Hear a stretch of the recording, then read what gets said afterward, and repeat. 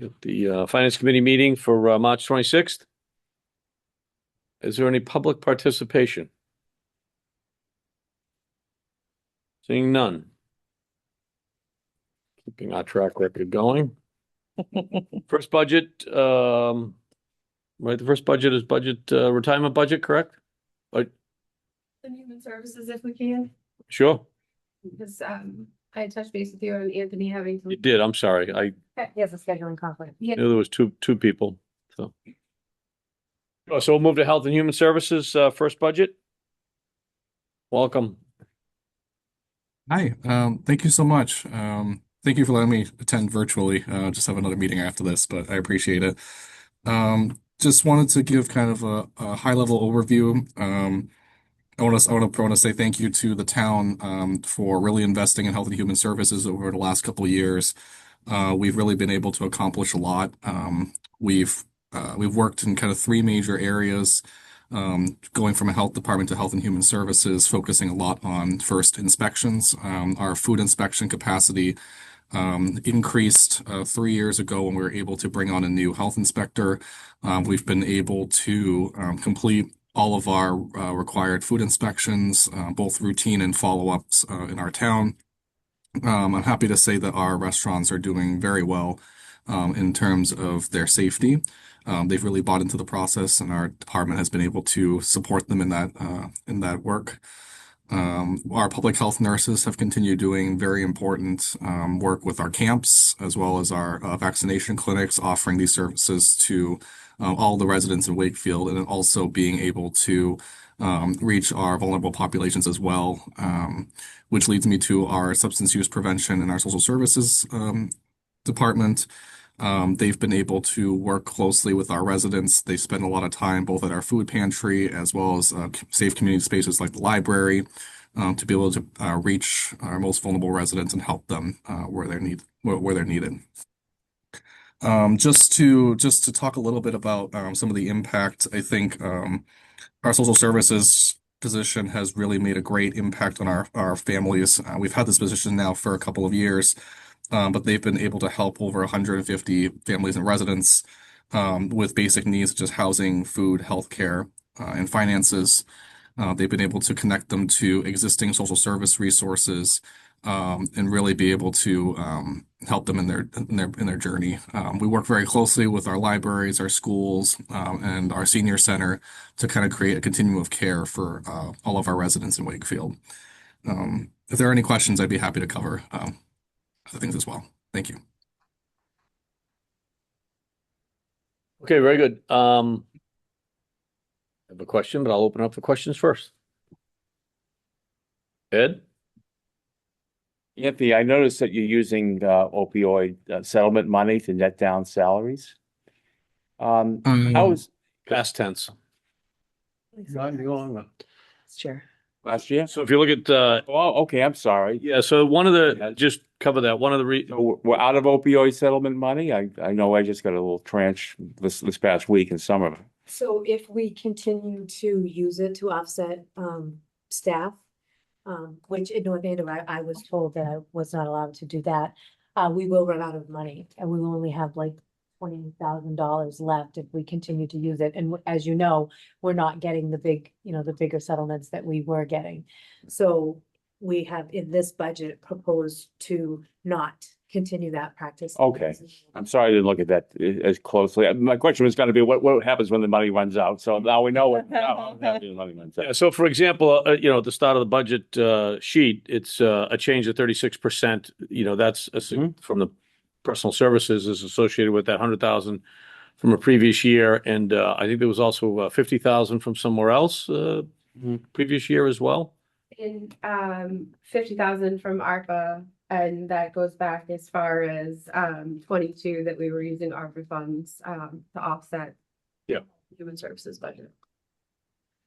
And so you okay, Ed? Do you want to I was curious, Anthony, the caseload for your prevention outreach service manager. I was curious how many clients you're servicing in a given year. Yes. So this year we have 150 residents and families that were served by our social services coordinator. That number doesn't necessarily include all family units. It's just, we count them as cases. So there may be families that come to us with several members, but over 141 cases up to this point. We actually have a new social services coordinator that took over. There was a little bit of a hiatus between a couple months in between trying to find someone new, but And do you find that demand is increasing? I would say it's not increasing. I'd say holding steady because the previous year, I can find the previous, I believe the previous year was around that point. I think it was like 135 or so. But these are new residents. These are current residents. And if it's helpful, I can kind of break down, some of the needs in terms of percentages. So, um, 40% of them, and keep in mind, most people are looking for help in multiple areas, but some of the biggest areas of need we've been finding are SNAP benefits. We had that issue with SNAP earlier, or I guess later in 2025. Yeah. Also overlap with mass health applications. Applying for Social Security, we found that fuel assistance was about actually 60% of our need was actually partially due to fuel assistance applications. So those can be quite difficult to interface with Leo and other organizations just because they also have staffing challenges as well. So we do our best to help our residents stay connected with them. We work closely with our senior center, but seniors sometimes have a difficult time, navigating the online portals and all those different parts. So we're able to kind of provide them with that help as well. Great. Thank you. All right, Dan. Yeah, good evening. So I think my biggest concern is the growth in this department. In the 2022 budget, we had one employee and $277,000 was the budget amount. And now as I'm looking at, I got 6 employees and over $600,000 for the budget. So in terms of growth, it's more than doubled in 5 years. That's unbelievable. What's going on? So, I mean, where is this department going in the future? Are we going to double again in 5 years? Where is this headed? Yeah, I think some of the historical context when I first started with the town of Wakefield back in 2021, there was a discussion about being intentional about expanding from just a health department to like a health and human services model. We recognized and we did some community surveys. We looked at data to find out what the needs were, and we found that we may not have been serving all of the residents. And so, those that have trouble accessing resources, those that don't know, how to navigate things. I think helping those people was kind of our goal. And so we looked at, what usually would create a successful health and human services model. And so, inspectional services is mandated. Public health nursing is mandated, but we really looked at how substance use prevention, community health, and social services were the kind of like the last area that we hadn't really been able to develop. So the past administration, we worked on kind of expanding that area. We've established a lot of really great connections with the community and those who are, most vulnerable, both because of social and economic status, because of those who just don't have the education. We're able to kind of reach those people better now. And so, to answer your question, I think it's a partnership moving forward, in terms of what this department is going to look like, with Dee and our new administration. But I think, I don't foresee this being, a doubling, or I don't see, large expansion in the future. I think we've set the great groundwork for health and human services, and I see that maintaining this would really benefit all the residents of Wakefield. Well, I mean, just to follow up, we're entering a very, very difficult budget year in 27. And personally, I'm going to be asking departments to cut back, and restructure, do whatever we can to reduce our costs, because we can't afford it. So I hope you can stay with no more than 6 people in the near future, because any expansion is going to be very problematic. Just want to make sure you understand where I'm coming from in terms of our revenue, lack thereof. So thank you for your answers. Appreciate it.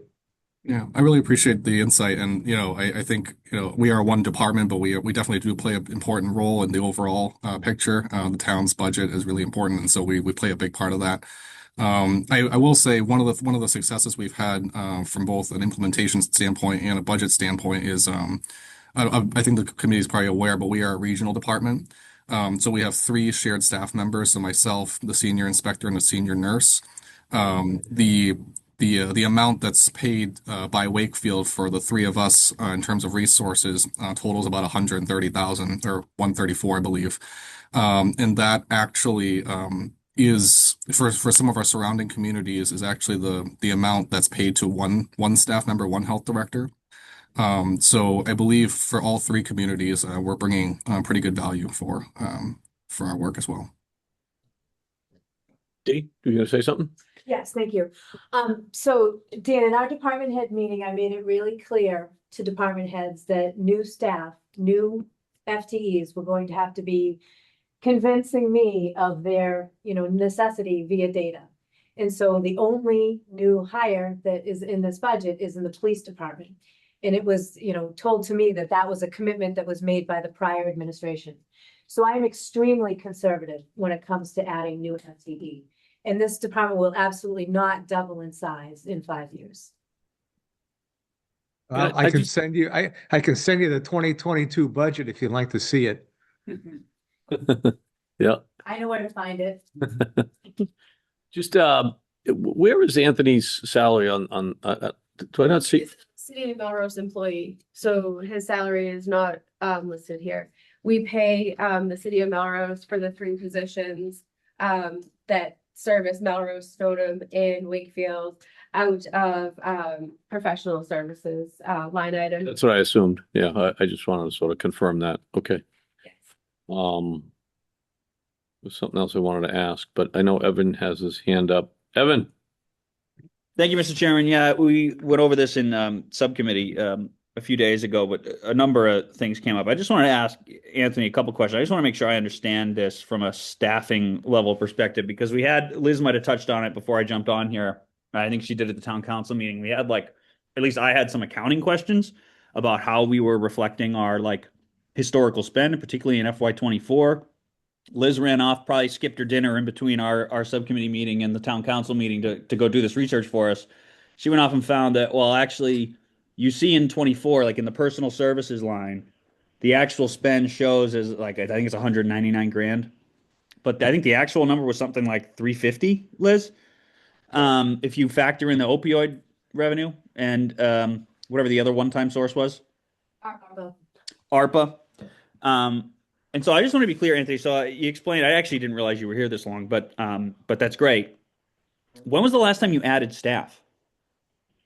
FTE? The last time we added staff, I have to go look back. I think it was I want to say it was fiscal 23, I believe. I think the latest addition would have been the social services coordinator position. Okay. Yeah. Okay. So really, and you're not proposing to add staff here? No, there's no addition of staff. So I think it's clear to me, Dee and Liz, you did a good job articulating this, that the giant increase here is really not a result of added staff or anything. It's really a result of ending this practice of using the opioid revenue and I guess some ARPA revenue Correct. to offset this budget. And I think that makes sense too. We started this, we're the height of a pandemic, and there's an opioid crisis that's sort of at its peak. To Dan's point, we can discuss going forward. We can keep reevaluating the need for, some of these services that were added back then. But I think the question I have, Dee and Liz, now that I've sort of chewed on this for a few days, is can we? I know we can't keep funding at the same level, using the opioid money at the same level. Can we sort of maybe go halfway this year and sort of try to bite at this a little more digestibly from an incremental perspective year over year? Do we have enough money to do that? At least go halfway here with the opioid money? I mean, we can certainly take a look at that. It's been my experience in other communities, if you use one-time money for salaries, you do that exactly what you said. The first year is 100, then the second year is 75, 30, and then the department takes it on completely. That's what we did in North Andover. That was not being done here. Yeah, I'm just wondering if we can, I know we can't do it over 4 years. It sounds like we don't have the funding to do that, but can we do it over 2? Can we make it 15% instead of 30 or whatever, and do 15%, 15%? I'm just trying to find a way, because it's really, we have Anthony here, but it's really not Anthony's deal. It's not, Anthony's not proposing a 30% increase because he's proposing new staffing. It's just sort of correcting this. Yeah, I think, just as my recollection, I believe, Steve and team and town council felt strongly about growing this organization. Yep. And we had a lot of angst about growing this organization several years ago. And this is the hangover portion of that, I guess.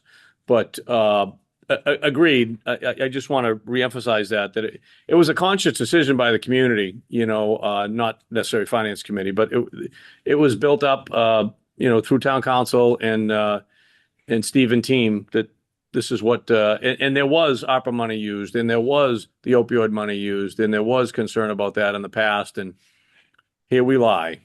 So, yeah. I agree, Mr. Chairman. I think that's fine, but even putting that aside, if we were to keep level staffing, which is what we're proposing, like say that's water under the bridge, maybe we can make this a little easier to absorb. sure. Anyway, that's it for me.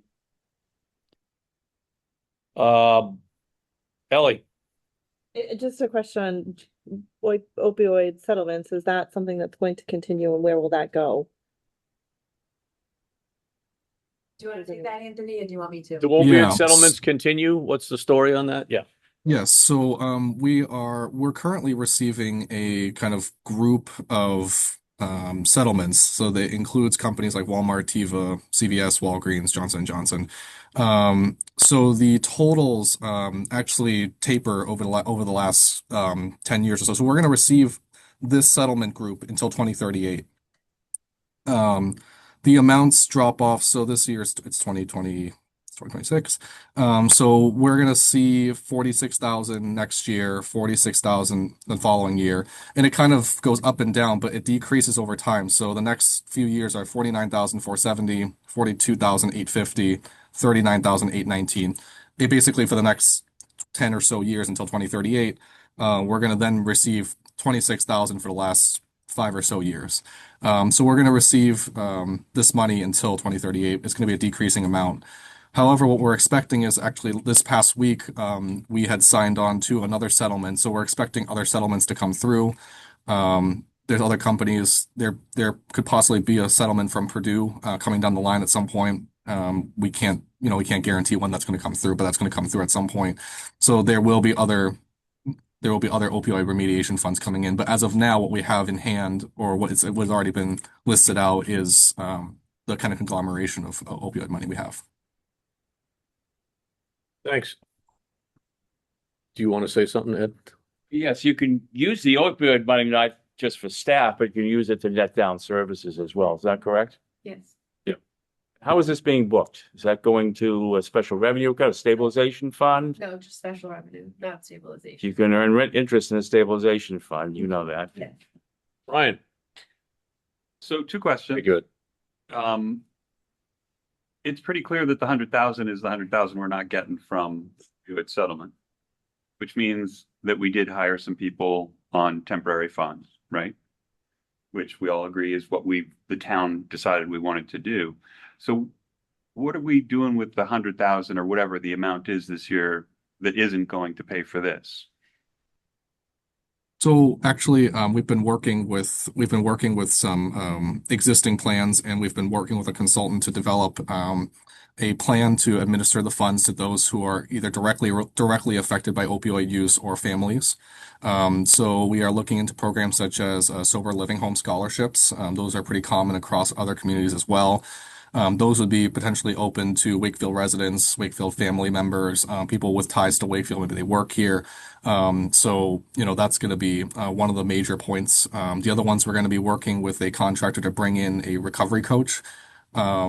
So that recovery coach position used to exist in the police department, but we've evaluated the needs here, and we've been able to find a better alternative to that, which is working with a reputable sober living homes organization that also provides recovery coach services. So those are some of the programs that we're planning to do.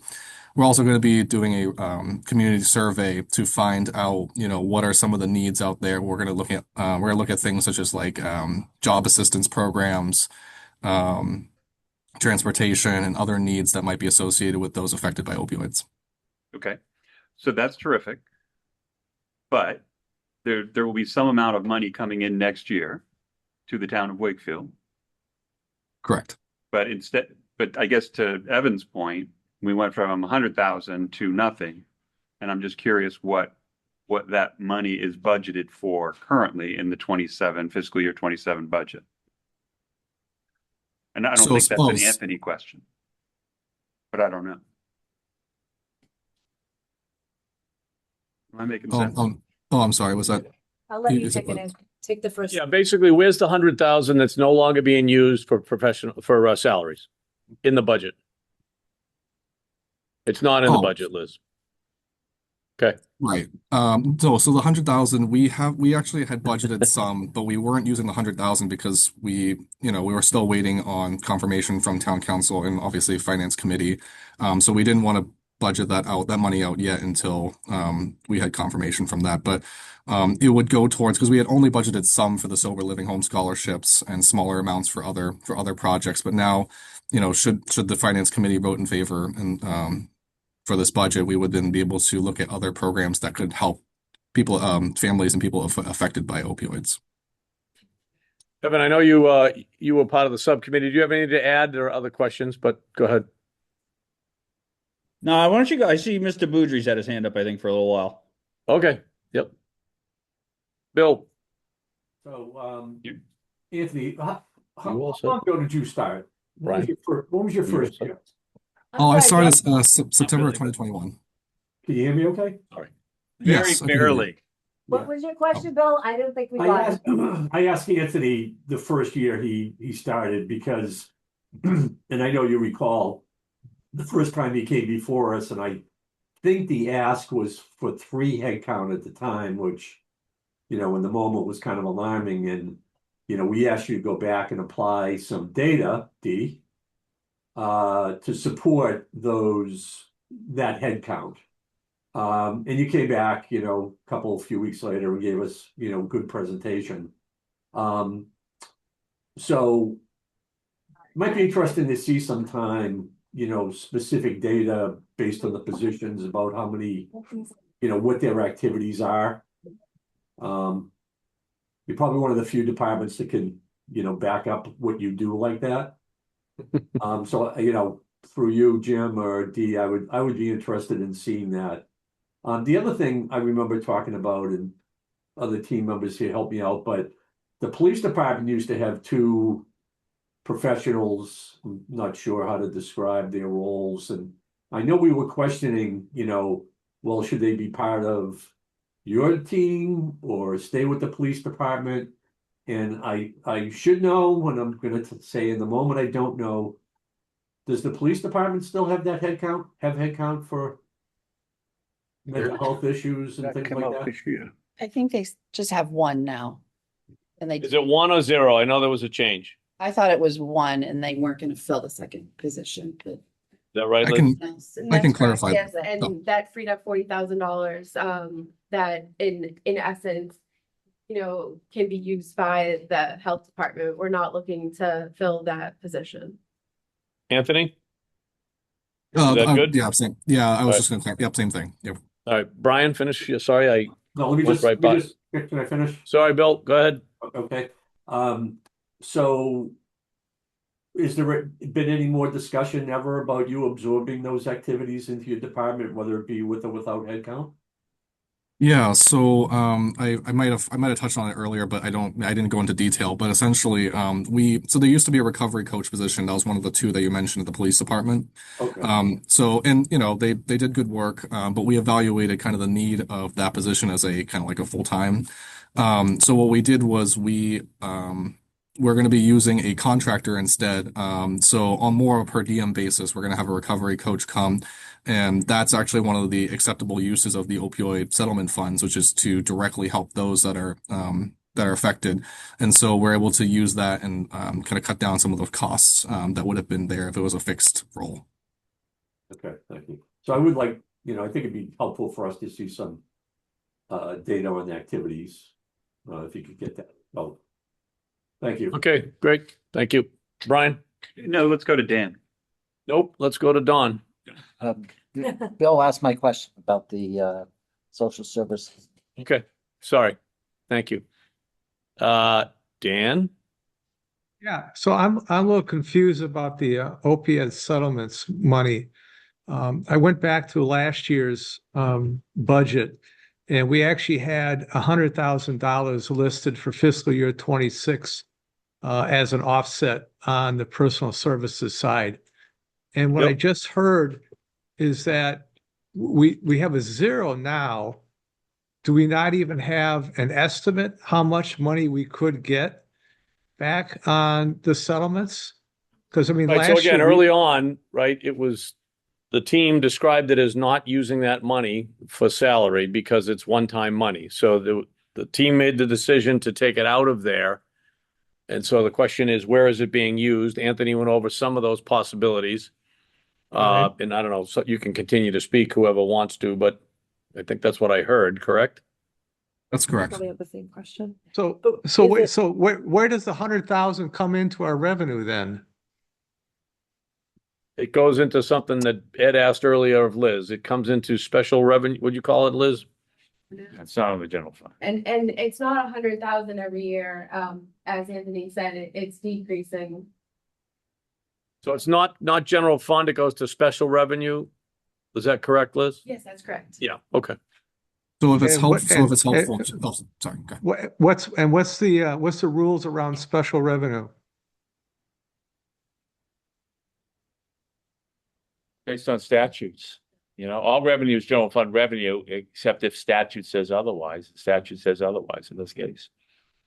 So if it's helpful, I can give a big overview of kind of like the opioid funds as a whole. So Sure. when they first were dispersed back in 2022, this is like a settlement of those companies that contributed to the opioid crisis.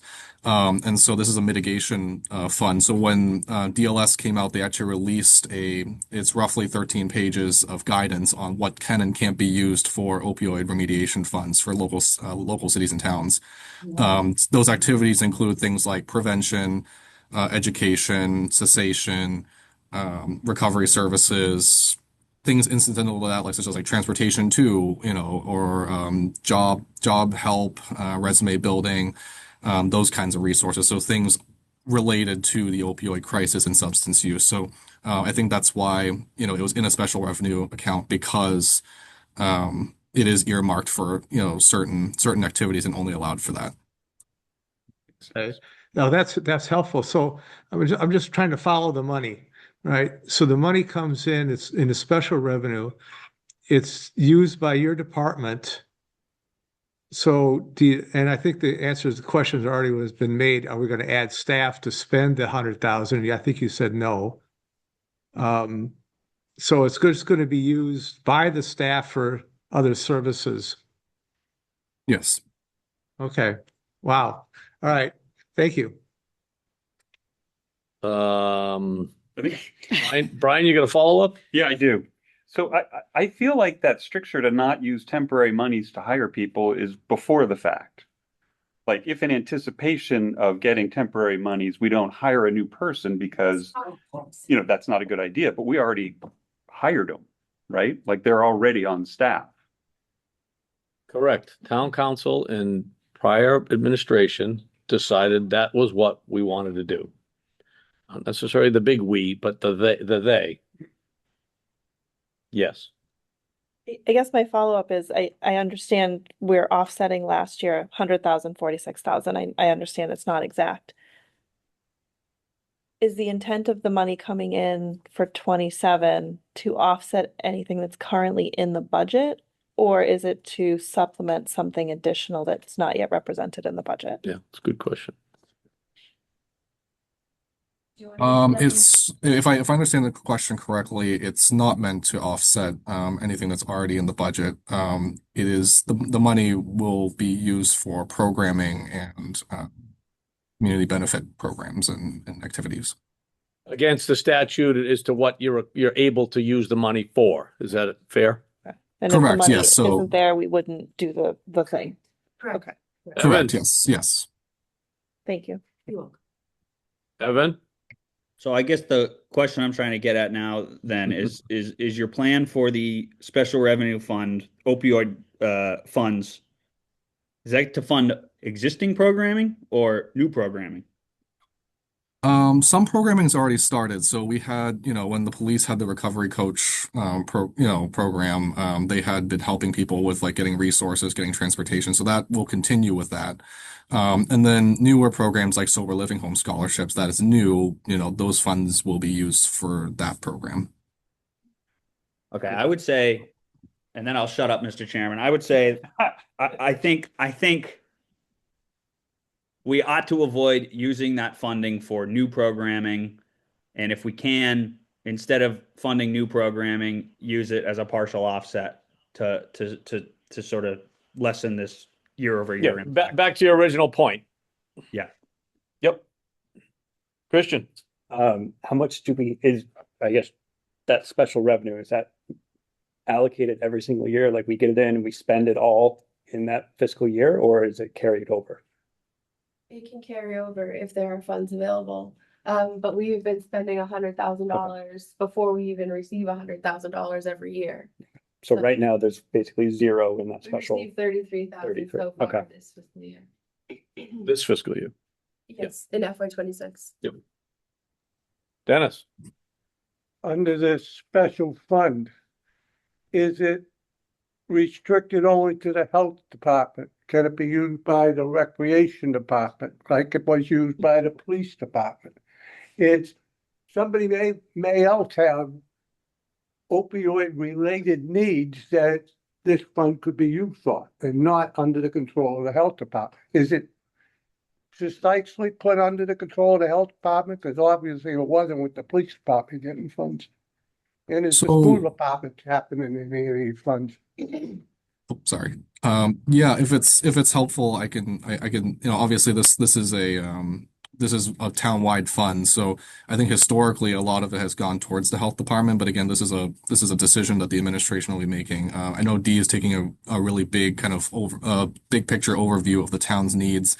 But to answer your question, no, it's not restricted to the health department. It is the outlined activities and requirements are for anybody affected by opioids and kind of related programming. So there could very well be programming that would fall under the purview of the recreation department, or it could fall under the purview of the police department, and it's very likely because the police also work very closely with our team. So, yes.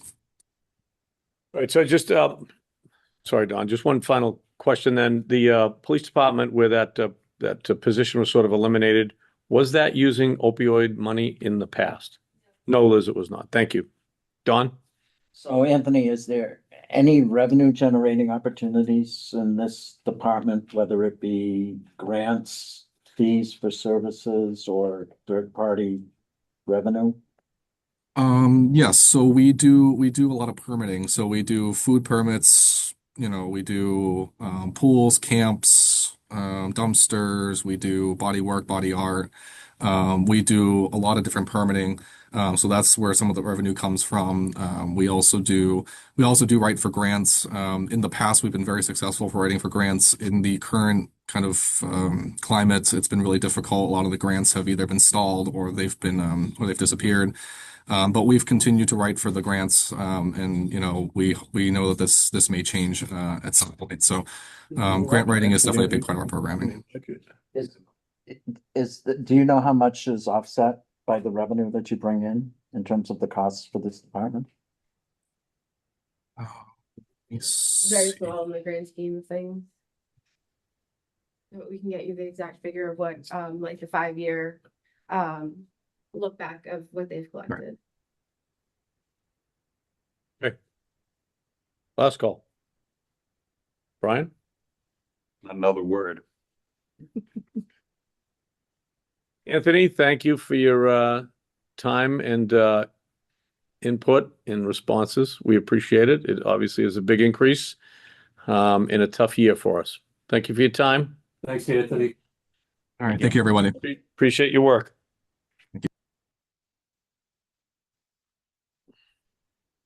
Okay. Any particular order, Liz? Mr. Mangan sitting at the table, so. So let's do veterans budget. Move David along, maybe. Well, I want to say up front right now, thank you very much. Through my office, the VA will cover all costs pertaining to opioid addiction programs. If the VA does do that, we have that all set up and ready to go. Will cost the town. Thank you. I will start. So you all may remember that for FY26, the veterans agent was budgeted as a 30-hour-a-week position versus being a shared employee with Melrose. So that is one thing to remind you all of. So we can start with personal services. The personal services budget is comprised of Dave for 30 hours a week and an admin that is split between council on aging and veterans. And that is a 35-hour-a-week position total. It's 13 hours in veterans. So both of their salaries are here. And like you've seen in other budgets, the veteran agent's salary right now is increasing at 2%, which is what we have been doing for non-union staff. We went through the budget with Dave and, we cut back on areas that we saw fit, places that he was not, line items he was not spending money out of. One would be reducing vehicle allowance by $250. So it's being budgeted at $200. The other is printing and binding, and that was cut in half and reduced from $400 to $200. And postage, we reduced it from $750 to $450. So those are some of the adjustments that were made within his expenditure line items, and the overall increase for veterans services is $1,206. I also will note that last year for veterans benefits, which is the separate line item labeled recipients, last year we reduced that, or I should say from 25 into 26, we reduced that $30,000. And we looked at the current caseload that Dave has, and 80,000 will be sufficient. And I'll let him speak to how many, what his caseload is, but that's the highlights of the veterans budget. Thank you, Liz. Dave. Yes, sir.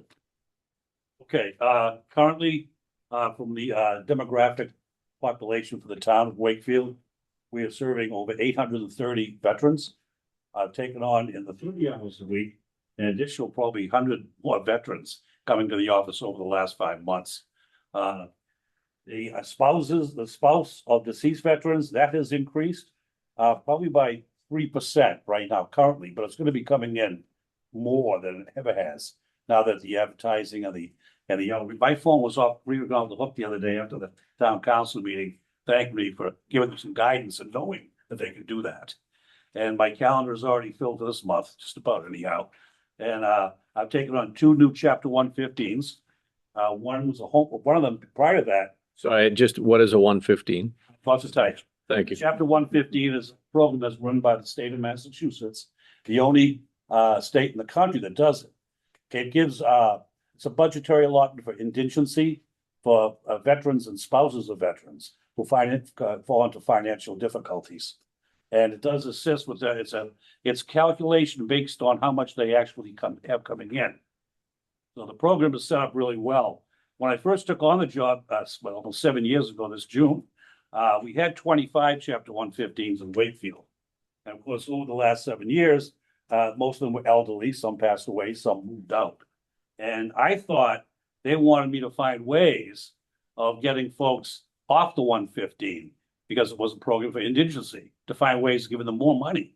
And what I did over the time until Karen said to me, no, Dave, that's what the program is built behind. And I said, well, now you tell me. That's what he said, because I was getting the VA benefits. I was having the veterans come in and they had no idea that they could put in for compensation for service-connected injuries or diseases or Agent Orange issues or burn pit issues. And so that went into play. And where they were on the books as Chapter 115, and of course, you don't have both going on. The calculations will take them off 150 if they're making more money than the base figure of 8,400 in the bank, and if it's single, 2,400 a month income. So that variance being said, it's working, but now I'm finding more time to reach out to those who are not aware of the Chapter 115 program. I have 6 targeted over the next 6 months that I'm going to be going after to help them. Good. Questions?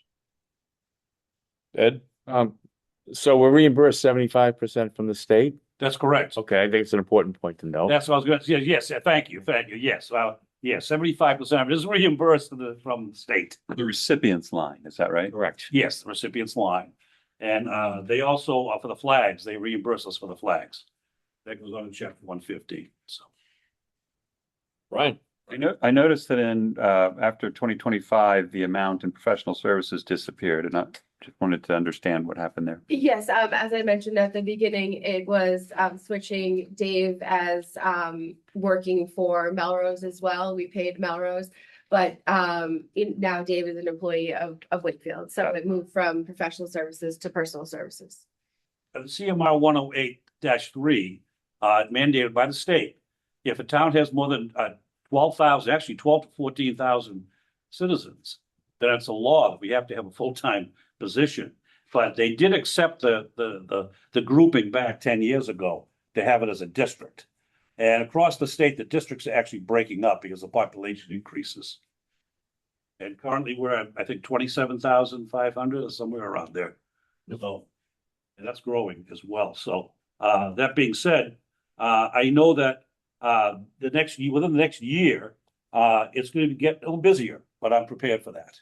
So. Great. And I know it was a year or two ago, we were trying to lower this budget. I think town council chose to hold it, but it did get dropped down. The recipient last year, I think it was, right? So, great. Any other questions or comments? Thank you for your service, and thank you for the services that you do now. If any of you have family members that are looking for benefits, if you work in Wakefield and you have a family member, I'd be glad to take them on. And a question came to me today too, to someone, do you do outside Wakefield? And I said, well, I don't turn any veterans away, but the Wakefield have priority. So if someone in Woburn or if another VSO was away or gone or something happened, then I will take them on, but they will have to go out on the calendar based on what I have in business activities that month or that week. Mhm. You understand that? So thank you very much. Thanks a lot. Nice meeting you, Dave. Okay, retirement, sure. Stay back here. No. Nope. Get up on the hot seat. Try. Tried. Okay. Good evening. My name is Kathy Cheek. I'm the Executive Director of the Wakefield Retirement Board. This year, we are asking for an increase of $566,441. That's over last year's, or actually this current year's fiscal budget. Of that increase, $377,677 comes from tax levy. $148,639 comes from the light department. $13,855 comes from water. This is the increase amounts.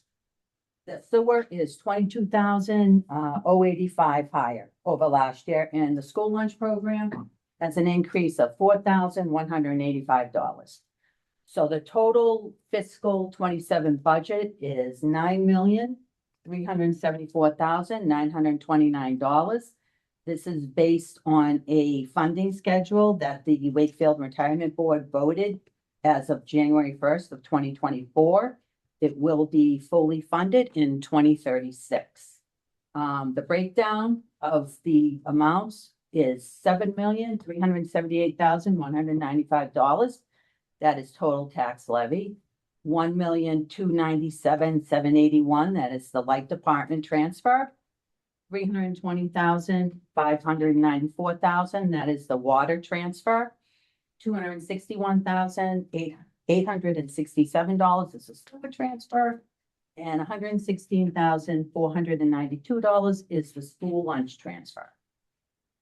Board is currently working on a new valuation as of 1/1/26. Dan has already done a preliminary for us. He's on the retirement board. Thank you, Kathy. Questions?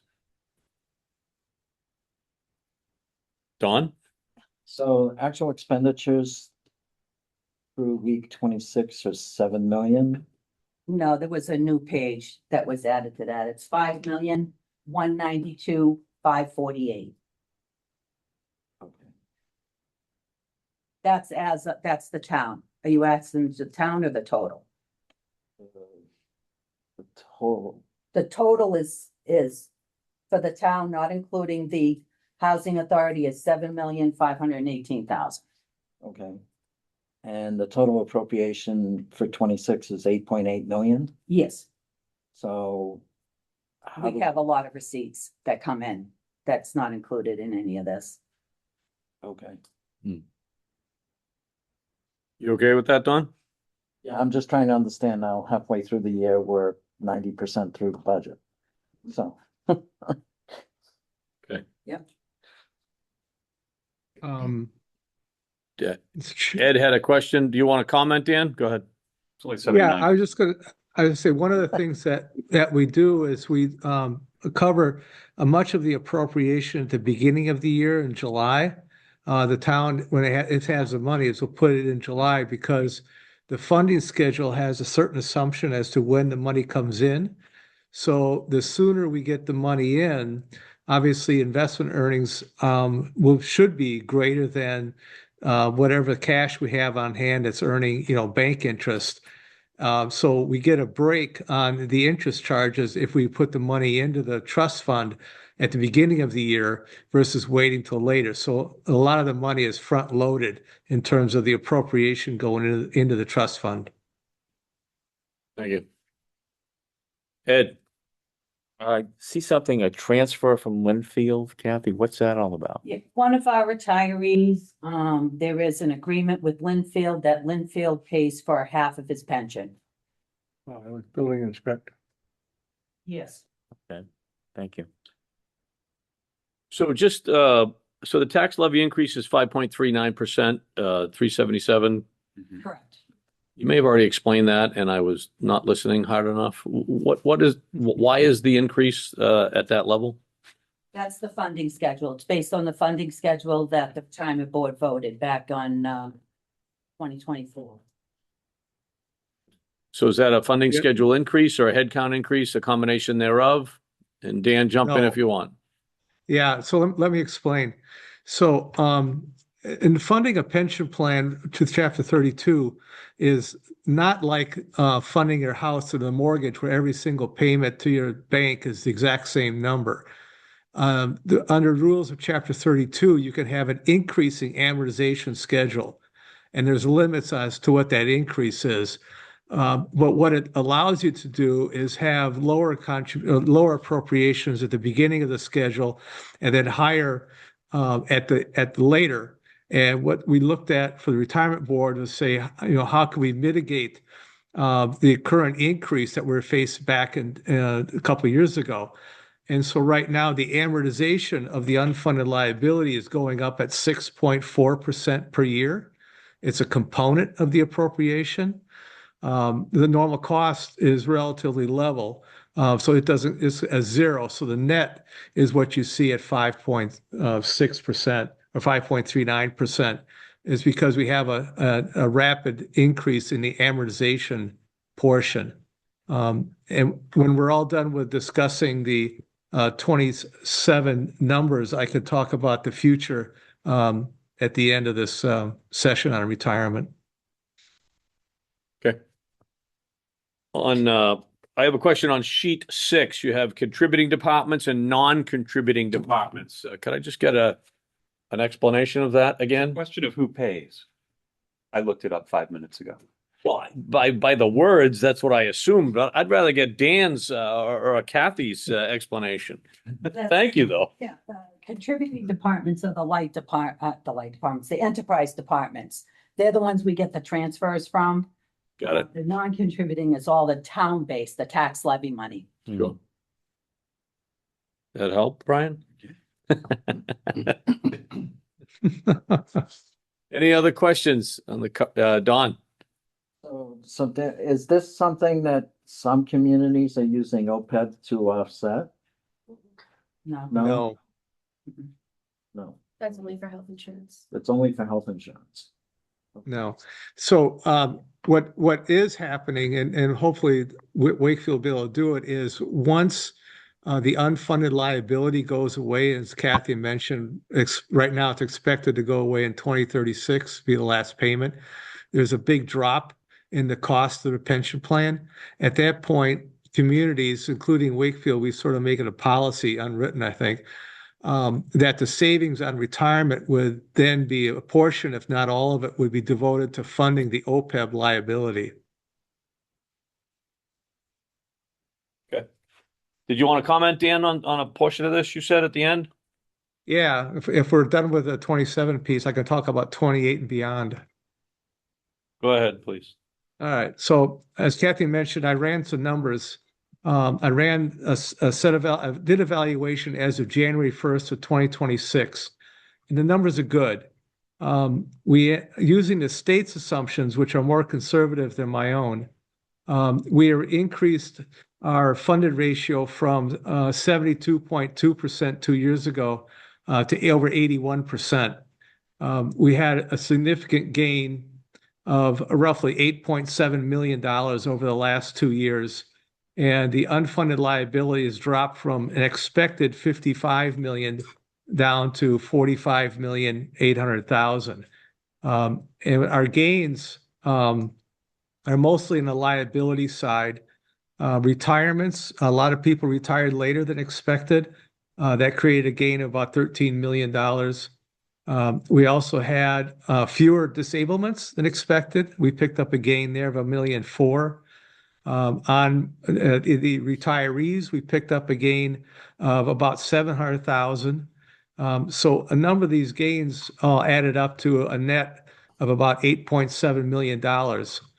And when I ran that number up against our current funding schedule, which is, as Kathy mentions, right now ends in 2036, my expectation is that when the state does its work later this summer, we should find the numbers or get the numbers from the state, that we should be able to shorten the schedule at least 1 year and maybe 2, and keep the appropriation from increasing in 28, the same 5.4%, but something much, much smaller, maybe 1 or 2%.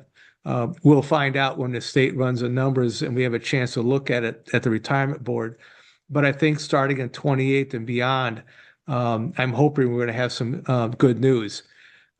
Unfortunately, it's mitigated by the fact that all my numbers are as of January 1st of 26.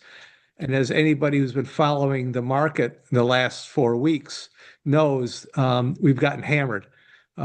So I'm sure that's no different for our trust fund, that so far in calendar 26, our investments have not done well. We still got a long ways to go, but time will tell. So some good news, and hopefully the current bad news on the markets will get reversed. So that's where we stand now. Very good, thanks. I would assume the retirement monies is a long-term look, right? This this current activity should reverse, we hope, right, Dan? Not your Yeah. opinion on the activity, but the financial activity.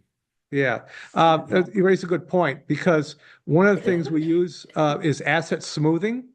And Right. asset smoothing, the gains and losses are spread out over a 5-year period. And I use the actuarial value of assets as 199 million. Our market value was 204 million. So we have roughly almost a $5 million cushion against the current ugliness that's happening. So that mitigates by, a great extent where we stand today. So that's why we use asset smoothing, is just to, smooth out these wild fluctuations in the market. So we do have some room to absorb the current ugliness on the market. Great, thanks. Thanks for coming in. Appreciate your time. Thanks, Dan. Yep. Has group health insurance been shelved? Yes. Right? That's correct. Okay. The group insurance commission was late on getting us rates. So that brings us down to, you want to do DPW, or you want to hit on Cablevision real quick? I'm here for it all, so you might as well. Joe's usually here for it all too. Here for it all too, so. You already won, Chairman, I think, after the last time we were together, so. Yeah. Yeah, you couldn't move the rock for me Monday night, so let's do DPW. Joe and team, thank you. Hot seat to this side? Yeah, absolutely. Want to be able to see your face when you wince.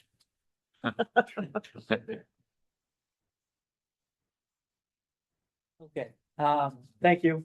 So Joe Conway, for anybody who may not know me, Public Works Director. With me behind me, Ann Wade, our business manager, and Bill Renaud, our town engineer. As we go through everything tonight, you'll hear from all of us on a couple of the different things that we got going on. So do you want to go budget first and then? Sure, let's do budget first. Thank you, please. Yeah, take it away. It's the Joe show. So for fiscal 27 coming up, the challenge at Public Works, at least for this year, we certainly have received the message that we got last year from the subcommittee going through this process. You can read the tea leaves and understand some of the pressures that the town is in. So we tried to take the minimalist approach, look at things from the bottom up. But really the challenge to the staff that was posed is, can we do it without getting anything additional from last year? I'd like to say that we feel pretty happy with where we landed on this, especially on the tax levy side. I'll just start going through it and then maybe stop after tax and then enter the enterprises. But sure. Overall, right now, the proposed increase to the tax levy side of our budget is $41,054, roughly a little over 0.5% from last year. The one caveat to this, we have 2 of our bigger bargaining units that are still currently in negotiations. DPW laborers and supervisors, their cost of living increases are not included in this. But anybody that was due a step raise or anything that was contractually owed to them is plugged in. Running a quick budget on the side, assuming everything goes the way that the tendencies have been this year. I would anticipate that when those 2 groups settle, we'll land in total at the end somewhere between 1.8 and 2.2%. Personal services, we're up 30,125 as it stands now. Most of it, if anything that's contractually obligated, that's owed to the employees at this state. Again, it does not include the COLA adjustments. Overtime has bumped up 2% just to keep pace with some of the raises that went. We look at it and we look at hours and try to anticipate some of the work that we might be forced to do at night and things like that. We don't see anything additional. There are no additional FTEs currently proposed in any of this, and presently we are staffed almost completely full. We have 1 vacancy in parks that we're presently interviewing. As far as purchase of services is concerned, so the overall increase this year is 15,440. That is offset. For those of you who remember, I say it annually. Currently in our buildings division budget, There's a transfer that comes in from the Civic Center. Really what that is back in 2013 or 14, they did some HVAC work that was financing. That payment has gone up a little bit, therefore the transfer goes accordingly.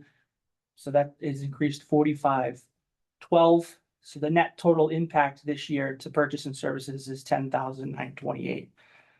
The big one in that, this time last year, we were out to RFP. We put together a project for a new work order system that's tied into our asset management. And really what we've been trying to focus on is combating, the 75 years or so of doing things really well on paper and get it digitized so we can take it and get it into the hands of our staff.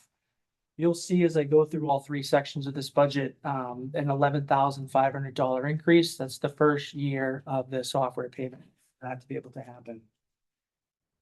Outside of that, in engineering, we're up a little bit, 3940. Most of it's related to training increases for our staff. One thing that you will see in our professional service stormwater line, we actually reduced that $50,000. A lot of that is dictated on testing and things that have to happen with weather. We're in a good spot with that. And frankly, we just needed to rain during the summer to accomplish more. We feel like $100,000 for that is a good place. And in lieu of that $50,000 being in stormwater, one of the new things that we're seeing come up continually is requests for ADA related services. Bill is actually the town's ADA coordinator. So we essentially took 50,000 from stormwater and created a new line so we could start budgeting for and being able to report on our expenses related to ADA things. Up until this point, we covered all the expenses in-house, but it was ad hoc. So this will make it much more cleaner and easier for us to track and really keep a good eye on what we're doing there. Some other things in there, we're anticipating some more recording fees and advertisements on some of the projects that we have going on. Again, in buildings, you'll note that the transfer from the Civic Center is up 4512. Everybody on the tax side of the house was level funded in materials and supplies, and everything in the sundry or Schedule 7 charges is also level funded. The only other thing we have this year on the tax side, the snow and ice budget, we're not proposing any increases to that.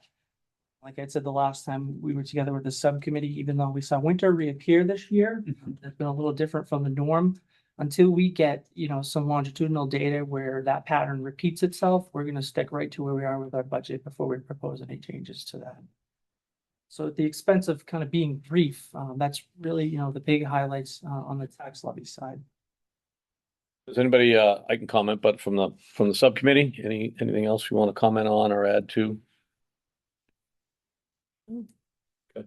Joe got The it. summaries in the, our summary was in the Govenda, and yeah, I think as Joe described it, at 2.2 potentially, it seemed like one of the departments had clearly got the message. So I thought that was well done. Sure. Okay, Does Dan have a question? Sorry, is your hand up, Dan? It was up earlier before as he was talking. So Yeah, unfortunately, I left it up, but I do have a question because I was about to put it back up and now it's already up. It's like, whoa, that was good. So Joe, so I understand you said a significant portion of the personal services is going to go up because of your contract. So as I look at the categories from 40 down to 46, and you're looking at roughly 4.9 million in personal services. What portion of that 4.9 million do you think is, ballpark is subject to the collective bargaining with an increase? Is it 80%, 75%, 100%? Dan, it's probably closer to somewhere between 75 and 80. It's the bulk. 75 and 80? Yeah. Yeah. I didn't mention it going through it, but like you've seen repeated over and over and over again. So any of the non-union folks are at 2%. We only have, there's 6 or 7 of us there, another 6 or 7 clerical, and then the rest is made up of the 2 units that are up for negotiations. Yeah. Oh, that's close enough. I just wanted to get a ballpark so I could just estimate what the impact might be when the contract settles. So that works for me. Thank you. If it makes it easier for you, I can break the list down and show you. I can send it to you and just add a column to this and tell you exactly which ones are subject to that. So you have it and you can just run you right through the Excel if you want. You tell me. Oh, now you're spoiling me. That'd be great. That's your action item, Joe. It's fine. I can't live without some numbers. Thanks, Dan. Don? Thank you. So Joe, overtime, is that for emergencies outside of normal business hours? Is it snow related? No, everything snow related is started overtime, contractual expenses is captured in snow. The overtime that's listed, that you're referring to is basically some of the things that we have to either do off hours for emergencies. We do all of our line painting now in-house, but we have to do it at night. So it's things like that, between 7 and 3, Monday through Friday, we might not be able to get done, or when the phone rings and we have a problem that we have to go to fix. Anything else on the tax side? Seeing none. As far as the enterprise, the first one I have in front of me is sewer. And same approach to water and sewer, as the tax. And some of the big highlights to this year, obviously one of the biggest drivers that we talk about in enterprise is the MWRA. The MWRA assessment is still about 71% of the total sewer budget. And this year versus FY 2023, preliminarily 159,907. Generally, we find that as the executive board there, fine tunes their budget and makes their final votes, this tends to go down. It doesn't always need to be the case. Yes, so we're hoping that, maybe towards the end, we get a little more of relief there, but for now, this is the number that we have to go with. As far as personal services are concerned, sewer's up 41,575. All the same bargaining units here in sewer and in water are subject to the same negotiations that are going on. The only things you'll see differently if you're looking through the personal services sections of the enterprises, there's a line for CBA contingency. So taking the same assumptions that we did with where we think that the tax levy budget will land, we actually included the funds in these baked in so that if they were to settle July 2nd, we can make the retro payment and we're prepared needing to go back to town meeting. So you'll see that in both of those. The same overtime adjustments really based off of purchase of services. The only thing that's going up is the second out of the 3 parts of the asset management software I talked about before. Materials and supplies is level funded. And then we've aligned maturing debt. Basically what this is our commitments to borrowings that we have to pay every year, which is going to go down 18,173. As far as water is concerned, again, MWRA being the biggest driver. On the water side, that represents about 45% of this budget annually.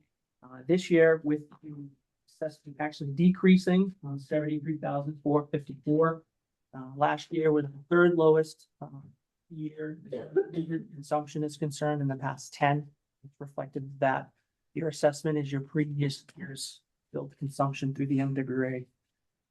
Personal services here, 510. Again, the same contingencies included.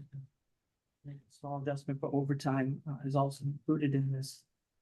Purchase of services on the water side, again, the 11.5 that we talk about, materials and supplies funded. The biggest increase across the board we have here in water is our maturing debt line is up 221,518. What that is last summer at town meeting, we got authorization to do a water borrowing for some capital upgrades out in the street. This is the first year of that payment hitting the books. As far as our debt's concerned in water, we've reached the peak and now we'll start to slowly drop off up until we hit about 2029. The debt payment will actually start to accelerate and reduce. That's really all I got on the enterprises. Good. Questions? Ed? Joe, how about the revenue side? For the enterprise funds, have we set the rates for the next fiscal year, or is that upcoming, or based on this budget, or what? No, that'll be the next thing that we'll do after town meeting. The town council usually has their rate hearing, their last meeting in June. We try to wait until we see what the MWRA does for their final assessment, so we can set the rate based off of, how that will impact the budget. But we haven't done anything like that. Revenue goes as strangely as the weather goes. Warm and dry, we tend to consume more. People are outside doing their thing and revenues look, better. But our goal, so we've mirrored some of the financial policies of the town. We don't have stabilization of reserves, but our goal at the end of the year is for reserves to be 8% of the operation in both water and sewer. And to this point, in the last 7 years, we've been doing this in this approach. We've landed basically right there. One of the things we'll have to consider, like everybody I think will on every side of the house, do we look to move that and get more in line with what, Standard & Poor's is saying for the ratings and, what is actually, an appropriate level, but that's the next phase after town meeting. So retained earnings is around 8% for each. Water's just slightly below it and sewer's just a little bit over. That's the benchmark that we're trying to hit though. We don't have a dual rate in Wakefield, correct? No commercial and residential? We don't. So out of the 8,000 accounts in change, even if we did, the majority of it is your single family, dual family home. It's over 7,000. So even if we split the rate like that, the impact wouldn't be like a community like a Woburn or Burlington has really large commercial base. The town had looked at it in the earlier part of the 2000s, but ultimately the Board of Selectmen at the time voted against it because they did not want to be unfriendly to business at the time. Okay. Dennis? With your sliding scale for the rate though, you're basically giving the high user a break in some respect for water. So the high consumption user is going to get a break. It's not a one flat rate for each cubic feet of water for everybody. It staggers. No, so it's graduated. So It's escalating, yeah. when we as Mr. Stinson left and myself and Bill and Ann kind of came in, we did a rate study because we hadn't in a long time. One of the things we found is that it was actually mass law that if your community of the degree, you had to have the graduated tiers as your, I think they call them conservation-based rate, but that's what it is. It's a graduated tier. The more you use, you apply a premium to that. So everybody for the first 1,000 cubic feet gets it's the same bill. If you jump up between 1,000 and 2,500, it incrementally increases, so on and so forth. So I wouldn't say that, the bigger users don't get a break because they tend to be up in the top, tier 3, tier 4 areas. So they're, ultimately paying a little higher there on both water and sewer. Good. That answer it, Dennis? Yep. Just to follow up on that, but were you trying to get at that there should be more tiers? Like for really high consumption users, there should be even higher prices for them?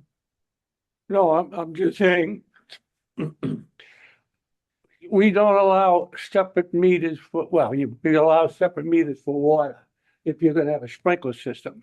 In some cities and towns, you can just take a takeoff off your service and not pay for the sewer portion. The only way we can account for it is saying you have to have a separate meter that gets shut off in the fall, like a lot of the big facilities have. Some houses have it, the new houses. But that's one way that people can save money is, if they have an irrigation system, they have a separate meter brought in. There's probably about 100 legacy homes, dwellings that have a setup like that. It's something that we brought up, I think 18 times in the last 20 years. The town council will review periodically. There's still a moratorium on it, so no one would get it new. But it's something that will be up again this year to at least talk about because it could be very polarizing because, the folks that, have pride in their lawn and want their lawn green and lush and things like that, obviously see the benefit from it. If you crux of the issue with matrix, then that might take someone that does not enjoy their lawn and the outdoors very much may, affect the rate to make up for that. But that'll be part of the conversation as the spring moves in. Sure. Great, thanks. All right. That's it for the budget side, is that right? I think the next one we have on the agenda was to talk about the overdraft. Going to the warrant articles, it's up to you. You want to talk about, where's trash? It's a warrant articles. Warrant articles. Yeah. Warrant articles it is. Phil, we'll be with you shortly. Thank you. Okay. I'm gonna tag in some help on these ones. But I had sent the presentation to you. I don't know if you wanna move it up forward or Um, everybody's seen it. I think we have it. Certainly, it's the same thing we walked through night two. Yeah, and I'm not logged into share, so. What's that, Bill? Please get that. Mr. Chairman, I could share if you wanted, if I have the right. Is it easier for you, Bill, or easy for him? Stand by, Dan. Bill's on it. Thank you. Maybe Carson didn't jinx himself.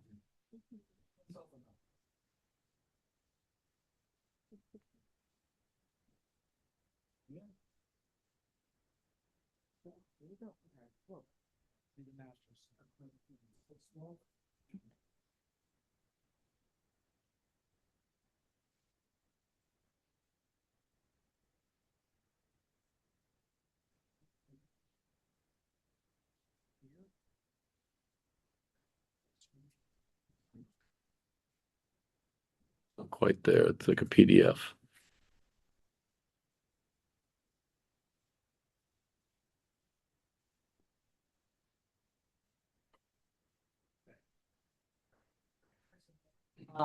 So in front of the committee tonight, 12 potential stormwater. I know there's one piece of it. I think that will have a recommendation, but we're just there for transparency, really, why a lot of things. You talk a little louder because of the air. Oh, sorry. So 12 in total. The stormwater one, we don't need to get into. There is a revolving fund piece that Bill will speak to. Go from there. This is a little out of order from how they were listed, but first.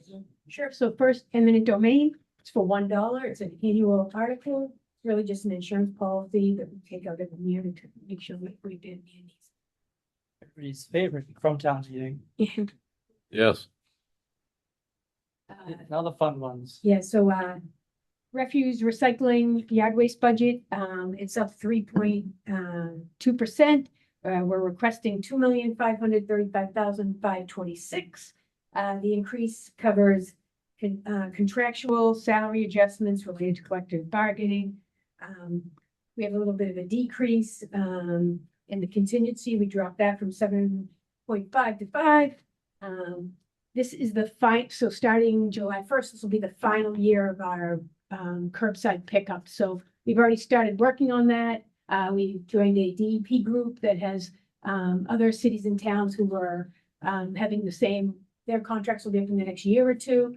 And then we will hopefully get something out this summer, and then we'll be at town meeting in the fall. So a couple of things to consider in this is a lot of the trash companies, the bigger 3 or 4 that are out there, aren't interested in doing manual recycling pickup.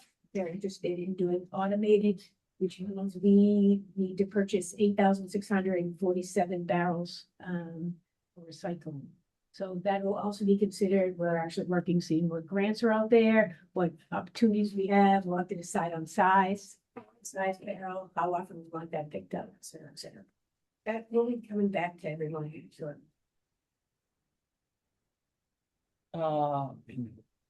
Question? Yeah, can I ask a question on the refuge? So, how did the strike with the refuse collector play out in terms of the costs that we incurred as the town? Sure. And then in terms of getting reimbursed for those costs? So this will be something I'll actually be back on the 13th, and I'll update the council on that. Ann and I and the team will. If you asked me when we found out they were going on strike how this was going to play out, would have told you I was anticipating some more gray hair. Looking at it now, being candid, I don't know if it could have worked out more perfect for us the way that everything went. We knew in early June that negotiations there weren't going awesome. No, there seemed to be some impasse, and as soon as we got to about the second week of June, we had already started putting contingency plans into place. If you asked me if I thought that we'd ever be able to rent a trash truck, especially up to 4 of them, at that time I would have told you no. We found out that that is not the case, and we're very fortunate to do that. But our plan was really to go old school. We had loaders and dump trucks out there, and we were going to get it. To the staff's credit, presented the challenge to them, and there wasn't even a second thought.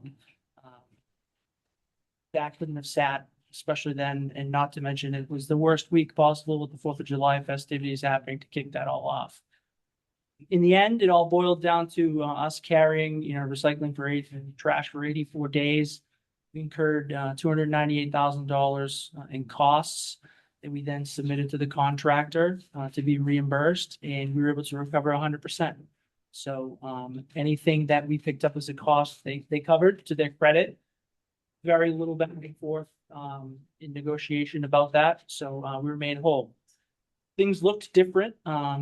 We spread ourselves out. Everybody had a little piece of this. So there was one day, a custodian and a mechanic may have been on the truck. There's, another day, everybody took a little bit of it.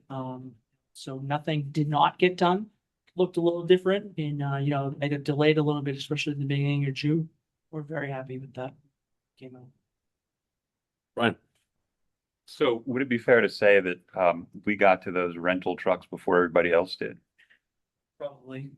Well done, you. I would think, Yeah, not me, and I was saying, Well done, you, Ann.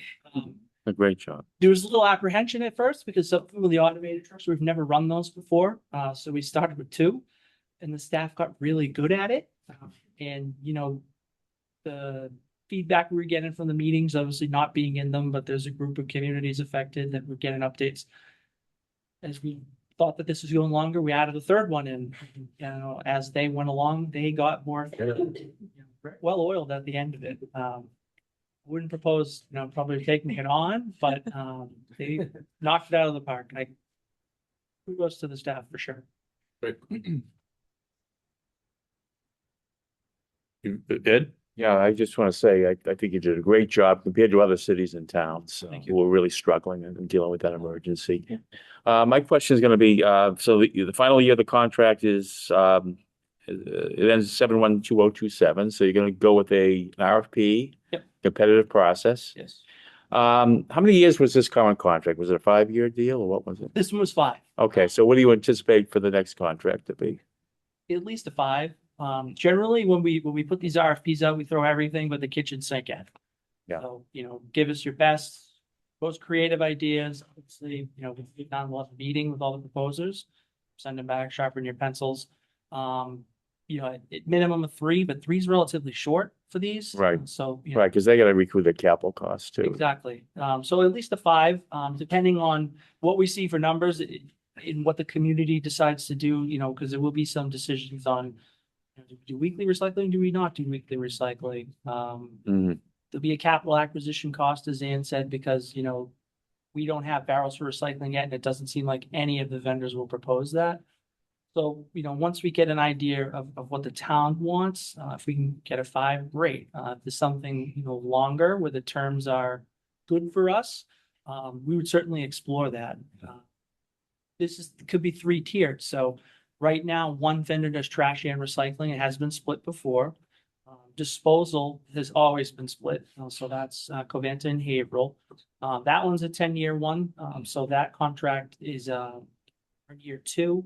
And that annually is capped, uses the commodities index and can't exceed 4% year over year. So once we get to July 1st, if we find out, that the difference is more than 4%, we go up 4% in that line. If it's not and it goes 2, we only go up 2. So, we're hoping that we can see something that's, not too difficult to present and get our bearings on and anticipate a lot of meetings with a lot of information. It's going to be an important decision, really. Yeah. Certainly will be. Thank you. Go ahead. Next up, so sewer inflow and infiltration. We talk about this one. This is a program offered by the MWRA. The shortest way to answer is it really allows us to do capital work, structural lining to our sewers. It's a video investigation for the best deal that I think you can get as a municipal, government. You get a total of $1,560,000 worth of funding, which 75% of it is a grant, and we would be responsible for a payback of 25% over 10 years and interest-free at $390,000. So this new phase is new to us. There are 2 additional phases that are 100% loan for 10 years, still at 0%. But as long as they keep giving us the opportunity to do this, we will keep doing the work that we need to do and reaping the benefit from the grant portion of this. It's interesting, even with this hitting the books potentially next year, we'll actually still see that maturing debt line decrease again. So that's in a real favorable spot. Hopefully they continue many, many more phases. Just a comment on that, right? So I find it ironic and interesting that the MWRA is able to lend money at 0% interest, which leads me to believe they have too much money. Right? So that's my opinion of the subject matter, and we can continue to move on. We can, because there's another opportunity on the water side, 0%. Imagine that. This one's a little different. So updates to some regulations for distribution systems related to, they call it the lead and copper rule. You heard some of it, maybe even got some of the letters that we have to send for public notification. So what this is asking for, by November of 2027, we need to know definitively improve the material composition of every dwelling's connection to the water mains out on the street. Out of the 8,200 or so that we have, we know 7,100 of them completely. Unfortunately for us, those were all the easy ones. So those were all the ones that we had good records on, all the ones that were easy to identify and whatnot. What is left is a situation where we actually have to dig a physical hole and self-ID those. So what this funding is asking for is for 2 things. First, should there be a potential that we need to tap into it, that we have a mechanism to bring some hired help in to help us get that inventory complete so that we can certify it come November 1, 2027. Secondarily to that, once you submit your inventory, material compositions of some services that need to be removed. Lead obviously is one of them. We're very fortunate that on paper we don't have any lead that we know about. We've been very aggressive there. The other one is galvanized iron. We're going to be given another set of years to 2034, and we're going to actually have to remove those. So physically digging up and taking the services. Our staff is out right now doing the inventory work, but as you can imagine, if things get busy and we get pulled off, this is really a security blanket for us, especially with the winter, because we got, basically darkened the whole month of January and February this year with the snow and everything. We can't be digging any holes. This will allow us to be able to bring in some help to get us, to allow us to remain on schedule so that we hit all the deadlines that we have to hit. The fun part of this is once we submit our inventory, not only do we have to remove some of the services that are material composition that is disallowed, and there will also be a couple hundred spot verifications that we'll have to do too. So we'll be doing this for a little while. Comparatively, I guess some of our peers were in a fantastic shape with this. And one of the things we want to do is not lose pace, because if you get an enforcement action on this, it's going to be coming from the EPA. This will definitely help us, stay the course and make sure that we're buttoned up and everything is done on time. Absolutely. Okay. The building space and capital needs one. So it's a little bit of a combination. So Bill and I kind of became the de facto face of it the other day, but we've had lots of conversations with Denise on it. We've had lots of conversations with the capital planning committee on things like this to help them. And I think this year, and then I'll stop, what really pushed it over to say it's probably time that we do this was discussion at the capital planning committee related to the herd. This is, excuse me, not the herd, the Yule really was the tipping point. I think there were a couple questions related to, so there's boilers there, the last 2 oil boilers, but it's worked out in the contract with a tenant that's paying the rent there. Needs to pay for the oil and upkeep and things like that. They're old, right? So, if it was town hall, we would have probably replaced it by now. But then rose the questions of, what's the long-term plan with this building? What do we think the outlook is here, which then snowballed into what are we doing with the herd? What are we doing for all kinds of different places? So we discussed the concept of doing a building space needs study and some capital assessment revolved into that and landed with you here. So but you stole it all. Yeah, sorry. So I think honestly, it'll help us out with the process really is just looking at, all the department needs, to determine really if we, would be looking for either, putting additions on certain buildings or disposing of certain buildings, that aren't really providing any value to us. So that's basically it in a nutshell. Really open and partial eyes. Are there any opportunities that maybe we don't see because we're here all the time and you may have the blinders on just because you're used to it, but can we use any of these things to bring in revenue? Can we play with the feng shui of the building to make ourselves operate more efficiently? Those type of things. Maybe you can. Stefan. Just a quick question. So for expansion opportunities, are there any specific things that are in mind for those? Not necessarily. I think it's just kind of taking a step back and understanding the building's conditions and, also looking kind of at our capital plan down the road. Do we want to be investing in these buildings if we're, probably they're getting past their useful life type of thing. Help prioritize, right? Yeah, exactly. Yeah. So, this doesn't have. Don, did you have a question? Yeah, I don't know if this is where to bring it up, but it's, the thing that I don't see when I'm going through this, and maybe I'm missing it, is at the last town meeting, we had the issues with the fuel island. Yep. Okay. And I'm not seeing anything related to that. So were we just going with what we got, or is it, what's happening with that? We are right now going with what we got. Shortly there after town meeting, we had to update the brain to the units, basically the sending unit that delivers the fuel, which was $25,000 that we're hoping we didn't spend. The tanks are in good condition. They are past their warranty. There are a couple things up in the air right now. One of the things we're trying to do is site the salt shed that we had design money for last year. Depending on, there's two potential options and where that might go. Depending on where that lands, we would either see the fuel island brought back up probably next year, the year after, or maybe tied into a building project with the permanent building committee, depending on, some of the things that they have going on there. But for now, we've put enough money into it where, we can't justify coming back immediately, and we need a couple of other things to shake out before we can cite that thing appropriately. Thank you. Emerson and Cedar Street drainage, so $1 million bonding request. So this area was identified for drainage upgrades in 2016 through a townwide drain study that we did. As we've been here doing some work, we had some water main replacements on both roads. Part of the meeting, we look at all the utilities and see if there's need for upgrades. This is a section, as you can see, that definitely needs it. So we have some collapsing pipes and a bunch of other undersized pipes as well. So this will fund the replacement of the drainage sections highlighted on the screen. Pretty straightforward stuff. And we've done these $1 million bonds for the drainage. It seems to be like a kind of a 3-year cycle at this point.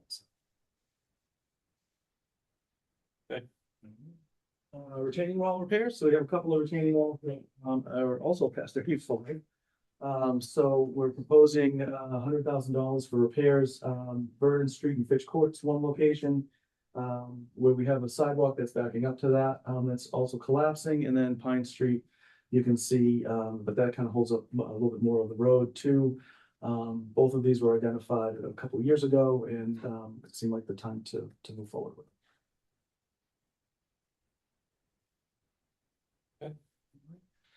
Parking lot reconstruction. So we're requesting $350,000 for parking lot rehabilitation. Part of that, though, as part of our Rail to Trail project, we had a parking lot expansion proposed in between Richardson Street and Water Street. So we have applied for a Mass Trails grant for $500,000. As part of that, you need to have a 20% match. So $100,000 of this would go towards the match for the grant. If we're successful. We would also look at Sullivan Playground in that parking facility down there, and Maple Way Playground as well. If we don't end up with the Mass Trails grant.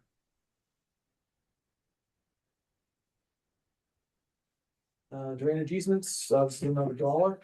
Ones, basically to correct some drainage problems in the Eunice and Salem Street areas. This is the Willow Tree development and ties into that. So as part of that, we received $50,000 in drainage repair money. That would be applied towards the drainage expansion to correct the problem.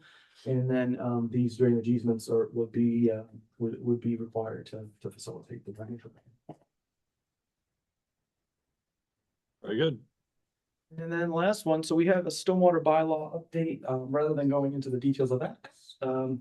We're looking at a drainage revolving fund to be proposed, so certain projects that won't be able to meet the standards on their site due to site constraints. We still want to have the ability to have the improvements completed in other locations in town. So we would be offering the applicants an opportunity to either find another location to make the improvement or to pay the town. We keep about 5 or 6 projects through the EPA that require us to have 5 or 6 projects kind of in the queue for water quality. And we would apply the drainage revolving fund monies towards that if the applicant couldn't make it work either on another site or their own.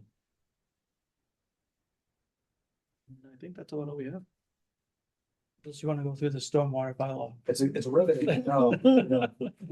I read those 3 days a week. I'm all set. Repeat what you said on the drainage revolving fund. Yeah, so basically we have, there's requirements, the EPA is requiring that regardless of whether or not it's a redevelopment or a new development, that you still have to meet a certain criteria of water treatment. All right. For the stormwater, including infiltration, a bunch of different stuff. There are some steps constrain that can't happen. So we have 2 options. One, folks can find another site within the town to do it themselves. And then if they can't, then it would be a payment to the town based on the cost for us to treat the amount of water that they can. And then so the drainage revolving funds being created so that where those funds would go rather than the general fund. And then we would apply the drainage revolving fund monies towards our own retrofit projects to get the same treatment. Okay, thank you. Yeah. Okay. That's it for articles. And I guess before I get to poor Phil, I think you had one more item, Joe?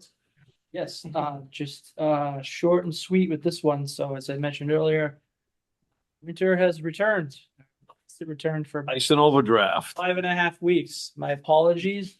This is something I have 0 experience with, and I was hoping that I didn't have.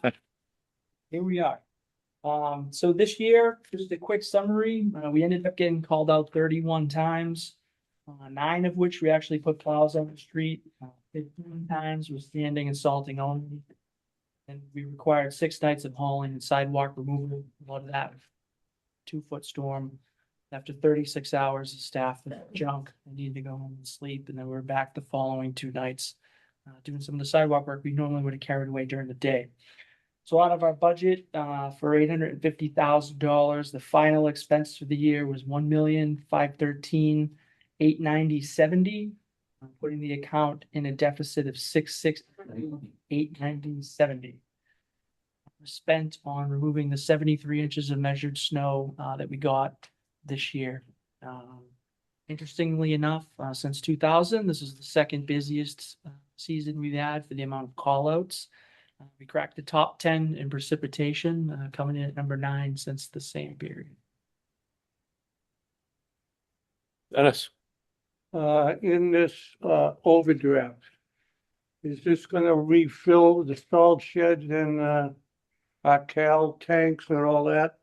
Correct. That's why you're getting this today versus probably 2 weeks ago. So at no point in time this winter did we ever run out of salt. We got down to about 1,200 tons, but Chelsea did.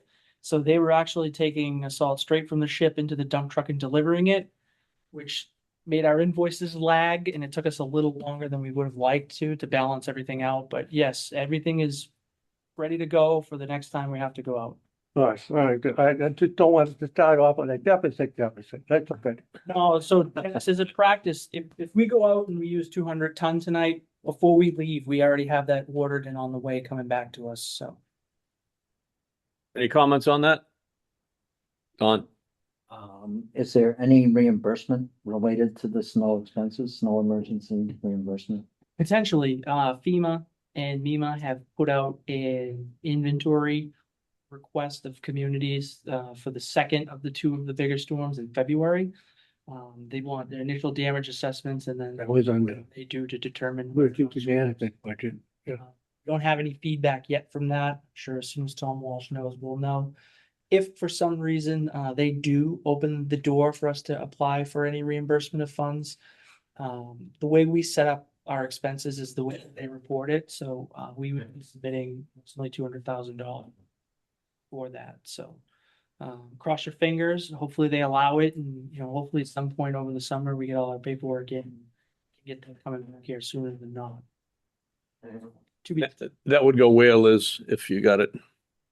So ultimately, if we know by, the end of the fiscal year that we may be receiving some reimbursement, we can move those expenses to a grant fund. And that would reduce the amount that we need to appropriate at town meeting for the deficit. And then when the FEMA funds come in against, they'll receipt into that grant fund and it will wash it away. Mhm. If not, it will be receipted into the general fund as a receipt of a prior year. Thank you. Ryan? I would just like to call out you guys for doing a great job of moving sleek. Thank you. Thank you so A young, relatively young staff, and for a lot of them, this is the most that they've seen. Maybe they battle tested from the trash, but they handled it. Enjoyed the snow more, probably. We're gonna try to, avoid the marathons, but yeah. Thanks. Dan? Yeah, just for history purposes, I might mention that the last time we had a snow and ice overdraft, it was $600,000 in fiscal year 19. So we had a long streak without having to run this budget item. Yeah, I mean, with the climate change spun another way, it helped put money back in the free cash, right, Dan? No, because we don't budget for snow and dry ice overdraft because it's delayed for 1 year. Right. Yeah, but we're under, The unused portion. The annual, right. There was years where we didn't use it. Right. Yes. And that's the annual unused portions. Yeah. Right. Thanks. Came back. Yes. Not this. There was no money that came back from FY25 for snow and ice. It was spent to the penny. Yeah. It's 5 cents here. Okay. Thank you three for coming. I think that was all of it, right? That was everything. Get you out earlier than town council. We'll see you. Go home and do my homework for Mr. Sherman now. Absolutely. Thank you all. Thanks, Joe. Joel, thanks for your patience. Sorry about that. Sure, no problem. Thanks. And Joe, good to see you. Good evening. So Phil is here for the capital article, I believe. I am. Welcome. Thanks, everyone. So, good evening, Phil Renzi, Chair of the Capital Planning Committee. Just going to go through my presentation. So, we have 7 members. It's myself, Tracy Cleversey, Dan Calori, Frank Conti, Sam Hockenberry, Shane McCarthy, and Garrett Murphy. We meet beginning of the year. We met 6 times between January 29th and March 4th. We are provided a budget before we start meeting by the town. For FY27, we're provided a budget of $2 million. A total of the town's requests for FY 27 was $3,979,541. So our goal is to reduce the list to meet the town's budget. The process is the town departments submit their requests for consideration. All the requests are compiled into a master spreadsheet, and we use that for all our evaluation and review and discussion. We invite each department head to come in and present to us and explain their requests. We ask questions, we ask some follow-up information. We also, at that time of the request, ask the departments if they have more than one request, which most do, to prioritize their request to help us with our discussions. This year, we met with police, the police chief, fire chief, school department, DPW, library, and IT. So goal was $2 million. Right off the bat, we have to deduct any prior year leases that get carried over, which for FY 27 totaled $366,641. So our effective spending money was $1,633,359 on those almost $4 million worth of requests. So for the tax levy, we ended up, I'm noticing a typo with the initial there. Our final approved was $1,998,141. For the sword division, we approved $435,000, and for the water division, $320,600. In the tax levy, we approved $747,500 towards fleet. The police department, which on an annual basis has been asking for 3 vehicles a year, only requested 2. They felt with their fleet and the rotations that they've had that they were in a good place and only requested 2 patrol cars. So those were approved. The fire department had several vehicles. We approved 2 of them. The older vehicles, we picked basically the 2 oldest one, which was fleet vehicles for them, a command vehicle and a utility truck that they use. The DPW approved a dump truck with the plow and the utility body, and also a new cemetery backhoe. I guess the one in existence is very, very old, ready for the cemetery. And the school department requested a new activity bus, a 14-passenger bus. So that was fleet. Under buildings, about $545,500 approved. The library's only request was a camera system upgrade. Town Hall requested new thermostatic vents or valves for the radiators and money to complete the window replacement project. So this would be the last phase. So we thought that was important to finish that project. And based on the news of how hot and the town hall can be, we thought that thermostatics could help and might actually maybe offer some efficiencies to the system in that building. Senior Center request was to supplement a grant that the Senior Center has to complete air conditioning in the 2nd and 3rd floor of that building. As you may or may not know, there's been major renovations at the Senior Center in the last several years. The only thing not completed was air conditioning in those top 2 floors. And so the $110,000 request was to supplement to finish that in those 2 second and 3rd floors.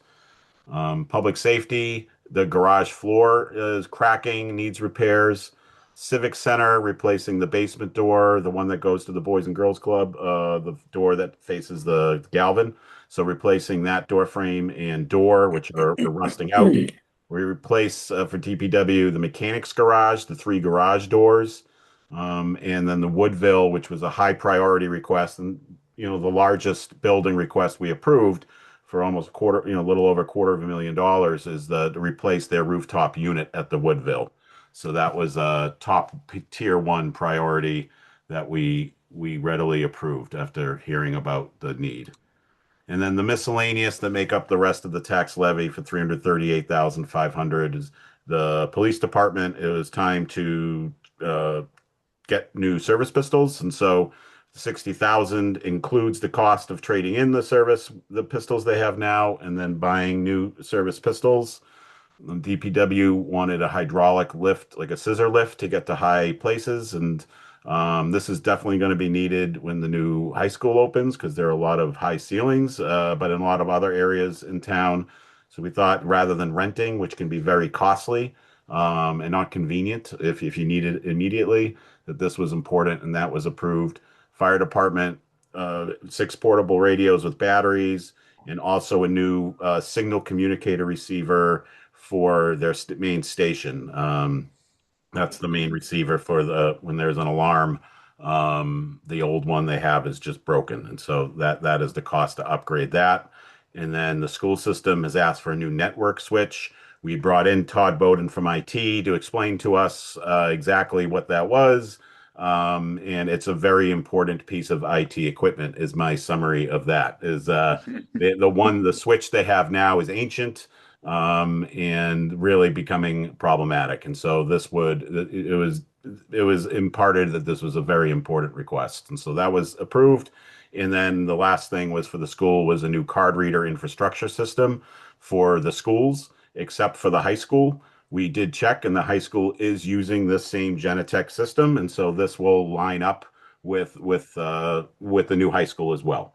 And so that was approved, and that made up the tax levy.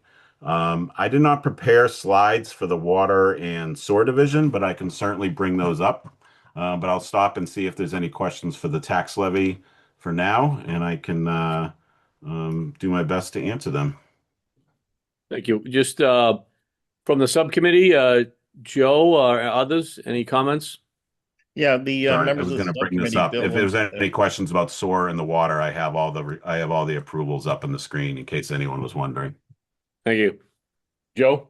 yeah, the members of the subcommittee, Bill, Boudry, Lori, and myself, I think we actually met almost every single meeting with the capital planning committee meeting had. One of us was present.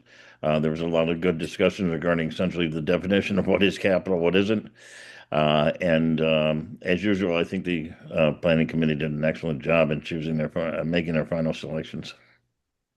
I don't know if Bill had anything more to add to that, or Lauren. No, I would agree. This is the first year that I participated in the meetings. I think I attended 5 of the 6, and very thoughtful processes, bringing in subject matter experts to answer questions thoroughly to justify the request. So that was a very, very solid process. Great, thank you. Questions on the tax side, anyone? Don? So Phil, what explains the difference between the final amount and the initial estimated amount on the Woodville? It's kind of a Sure. big,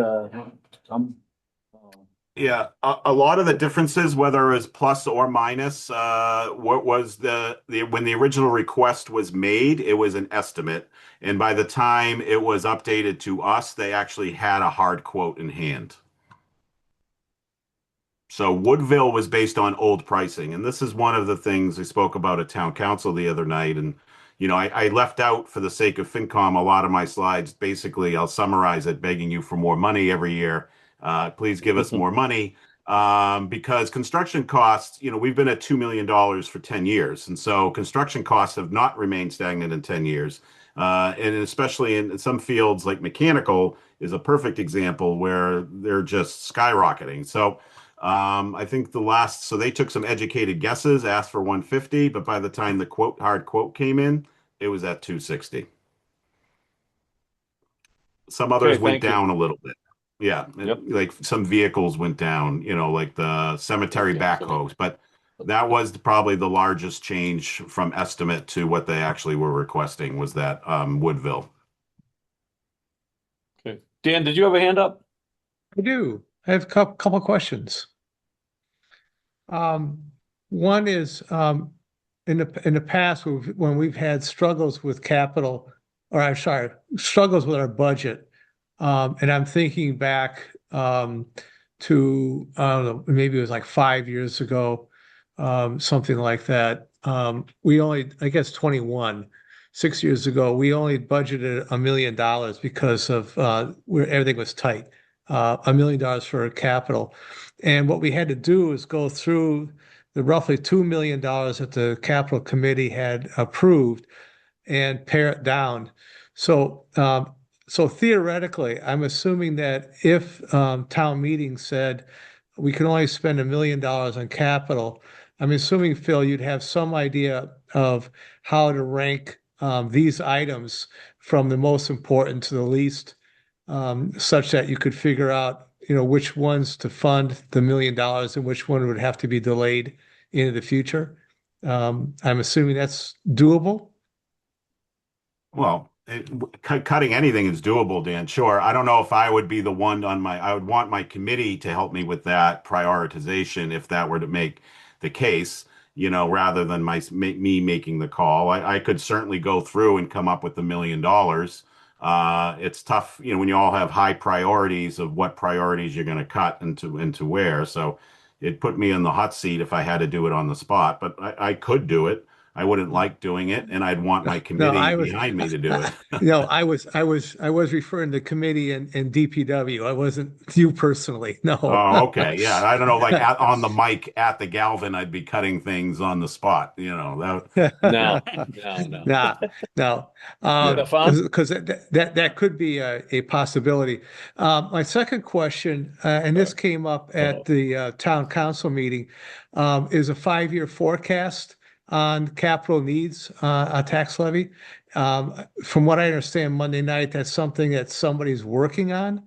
And I hope it becomes available relatively soon. Any thoughts on that 5-year forecast?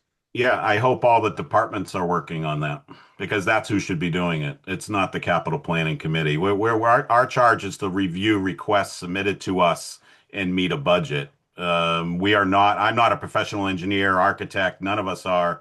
And you need professionals to prepare capital needs assessments and studies. So hopefully the departments are, like, I know the new fire chief is starting to work on that. I spoke to him about it. We did bring it up when we asked all the departments, hey, like, be thinking ahead.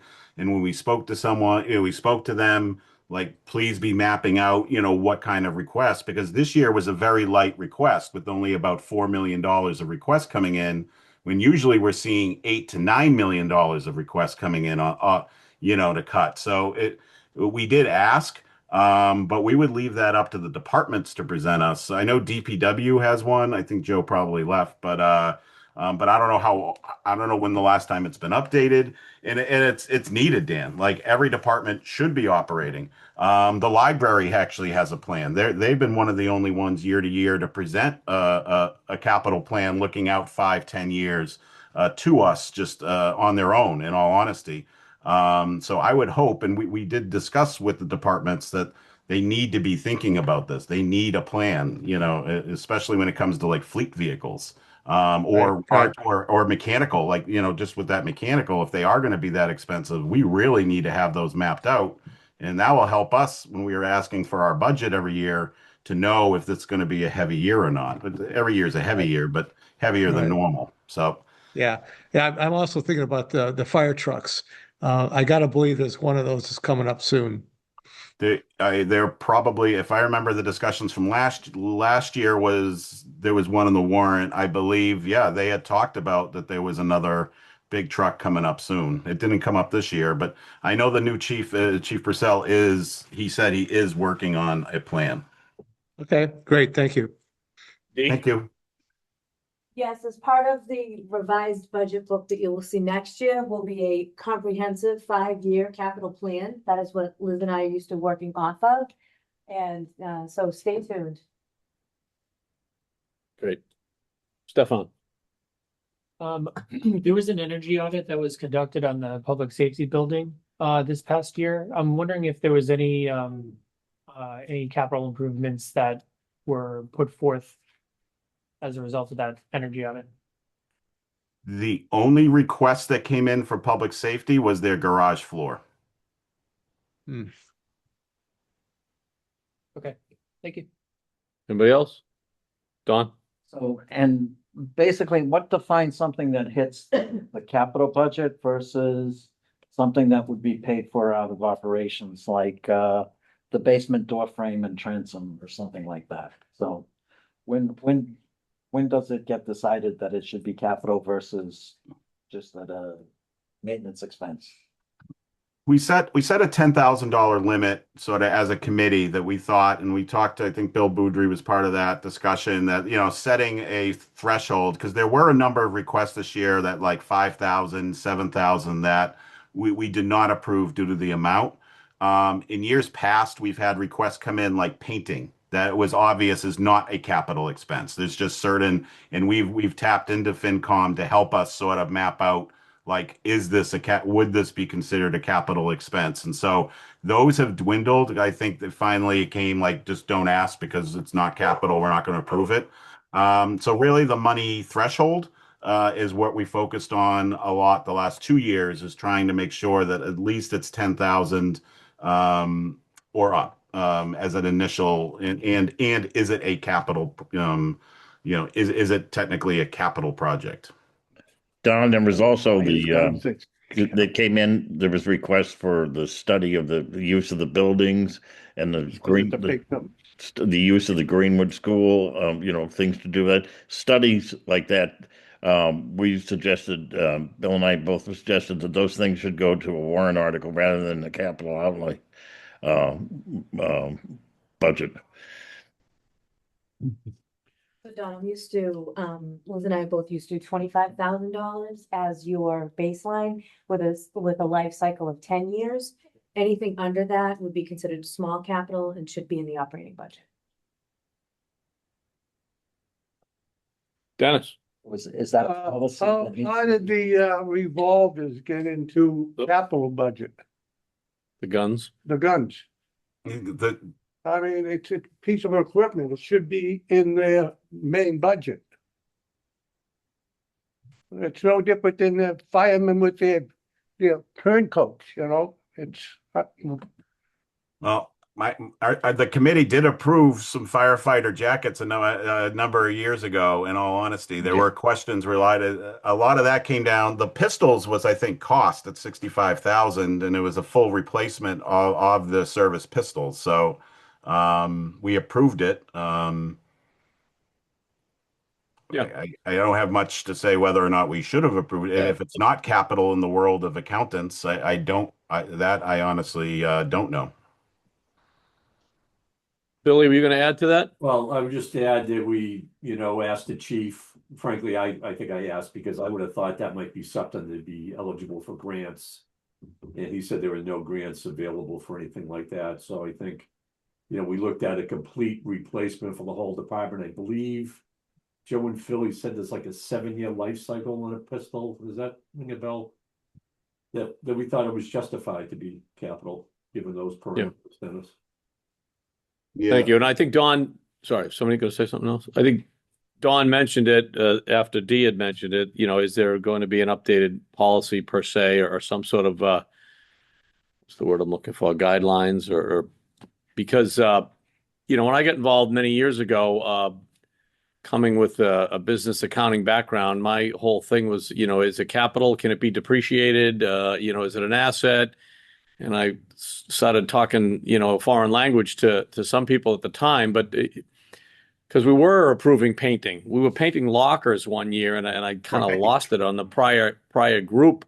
It's like, you can't tell me I can depreciate this. It just doesn't work. Anyway, the point being, from an accounting world, Phil, as you describe it, it's a little difficult for me to wrap my head around this budget regularly, but I appreciate the comments and the subject discussion. So. There will be a Yeah, that's great. capital. Yeah, and the guidance D's, I'm sorry. Yeah, go ahead. No, you got it. I was going to say I think Dee was saying about small capital and a higher threat, like that would be great. Like we have been asking for the last couple of years for a little more guidance about what should be coming to us for capital. And so we've doing our best to try to steer the ship in the right direction. And I think any further guidance will be appreciated and followed as much to the highest ability we can. Thank you, Ed. Well, we have brought this up in earlier sessions over the years, but as Dee is saying, 25,000, that's a common threshold amongst towns. In a city, it's 50, mine's 50, and 10 years is the life cycle. And we do depreciate our assets. We have to do that. Plus. So that really should be codified in the financial policy. Absolutely. Is what's on here and approved, is that going to be booked as asset? How is that gonna be booked if it, Some of them will be booked as fixed. but not all of them? Right, because they don't meet the threshold. Correct. So that might be a little problem that we're approving things for spending that's not actually gonna hit the balance sheet. Not an uncommon activity, I'm afraid, annually. But correct. That's, It's not, the word capital has been Strange. elongated and twisted a little, squishy, thank you, yes. Yes. has that been commented on in our annual audits or management letters or? No, just that we need defined financial policies, and this would be one of them, but nothing in particular to just capital. Have you been using the 25 kind of 10-year as of right now to what goes on to the balance sheet at this point, or is it? Yes, I mean, but we didn't have much like for, to go on. Sure. So. All right, anybody else? Phil, thank you. Okay, thanks, everyone. Have a good night. Thanks, Phil. Good job. Bye. Appreciate it. See you. Okay. I think that leaves the cable vision. Ian, oh, there he is. He was on earlier, and he has sat through this whole meeting for us. I didn't know Ian was on. I'm sorry. Absolutely riveted. That's not a problem. Thank you. So the cable, television, public access enterprise funds, annually, relies on revenue from our three cable providers in town, Verizon, Comcast, and RCN. So we do not pay out any revenue or transfer any funds within this budget unless it has been received from one of the cable, providers. There is also a franchise agreement with Comcast that provides for an annual capital allotment, which they send separately than the regularly quarterly check payment. So we have two different line items within this budget. One is personal services for Wakefield Public Schools. There are two media positions for teachers, and so we offset part of their salary towards those positions. And then we have contractual services, which is revenue that goes to WCAT. And as you can see, we have been experiencing a decline, at least from the look at this from 24 to present in 26. And Dee and I met with Ian and the treasurer of WCAT, and after analyzing the revenues that have been received over the past 3 years, we came to a dollar amount of $315,000 for FY27. And as I mentioned, we will not pay out anything unless we have received the revenue from the three providers. Ian, anything else to add? Just that we're trying to continue to do the job tasked us by the town to communicate everything out to the residents. This has been falling year over year over year with not a likelihood of it changing direction. And eventually something bigger is going to have to be discussed.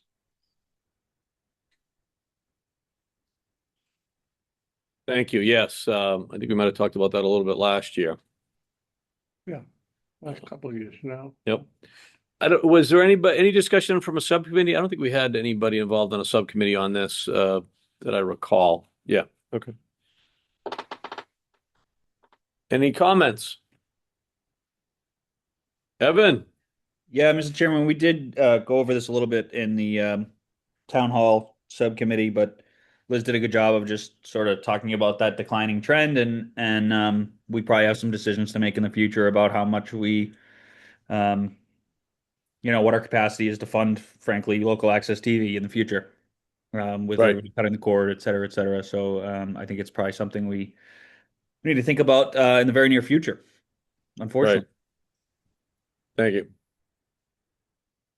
Do you have any idea, Ian or others? I mean, the subscriber level within the community, is that like available information? It Uh, is, yes. Yeah, there is some, the accuracy of the numbers, and the timeliness of the numbers is always a question. Right. But yes, there are numbers that are put out for every community in Massachusetts on the Mass State website. Right. I think we got a fair amount of people 59 and older, not speaking for myself, of course, but many of them still have cable vision. So you never know. Well, it's also the fact that the cable companies are kind of playing fast and loose with the bundles. If Right. you get a bundle that has cable but also has internet, in some ways they count it towards the internet side, which is not not tax, but it is not counted for our franchise Yeah. fee. Revenue fee, right? But Franchise even fee. though they're still getting the cable. Yeah. So between that and just the fact that a lot of the companies, Verizon and Comcast, are moving everything onto an internet only option. You still Right. get cable, but it's through an IP box. That again also doesn't count. So Yeah, they're working their way out of it, it sounds like, right? Yeah. yeah, and the state government and the federal government is just not able to keep up legislatively. Right. Okay. So we are trying the best we can through other means to continue to enhance the budget that we have so that we can continue to go. But it's a chicken and egg situation. The more time we put towards that, the less we have for the town and its residents. Understood. Dennis.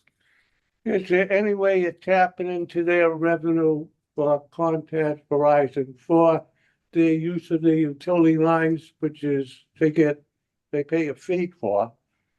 That is what this is for. It's not taxing Verizon for their building down here on Main Street, No. No. but it's a value. So is the town, where is the town revenue coming in for Verizon building? That Yeah, I mean, for poles, wires, buildings, and assets, the utility pays a tax, which they do a really good job of identifying capital and depreciating it for that purpose. So where does that money go? It goes into the general fund or? Taxes. Well, we could indirectly take funding from that to fund cable TV if we wanted. So just, in the utility world, the poles are owned by either the electric company or Verizon. Right. And people attach to the poles and they pay the owner of the poles a rate to attach. Right. That goes to the pole owners. So the fact that Comcast is tied to the pole, you don't see any of that. That's in the utility world and the utility side. That's what I'm saying. Not in our municipal side, though. We should see it. Well, the municipal side, I'm not sure they own the poles. I think Verizon probably sets the poles in this community. We don't have. I don't know that for sure. We own half the poles. Like the east side of town is Verizon. Then I didn't know that. West Yeah. side of town is, The light department gets the revenue. well, no. Of course they do. In lieu of taxes, where does that money go? That's another subject. Anybody else? So I the just like to 460 say WCAT is a great asset, the community, and you see Ian everywhere.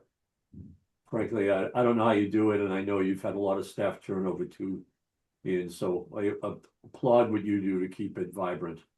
Thank you. I appreciate that. Thanks. Don? So the 465 that we budgeted, that's kind of an expected amount that we're going to receive. That's a hopeful amount. Oh, okay. Fingers crossed. So and when you say we don't spend anything unless we receive it, so the, I assume that the 125 in personnel services, we kind of commit to that. We're not.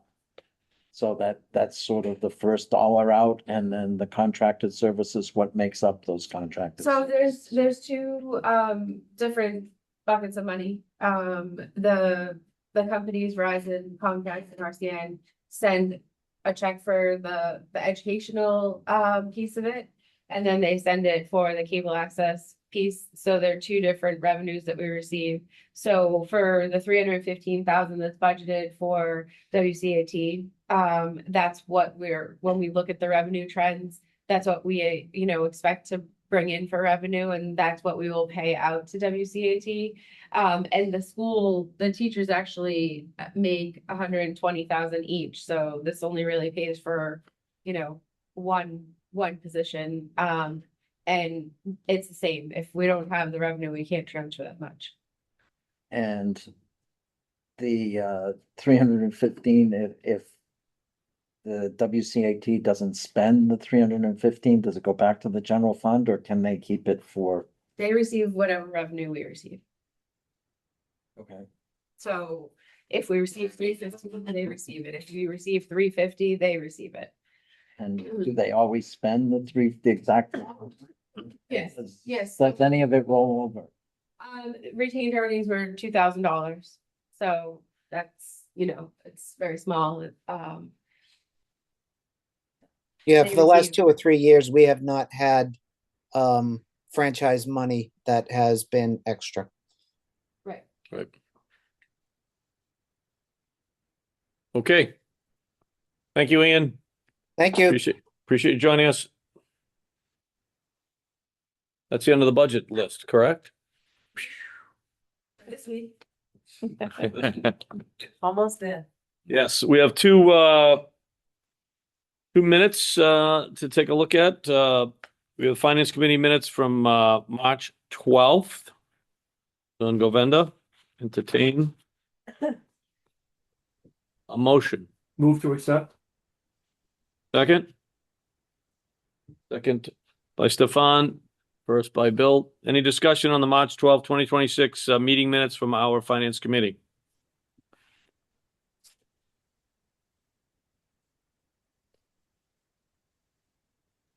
Entertain a motion. All those in favor? Aye. Anyone opposed? Thank you.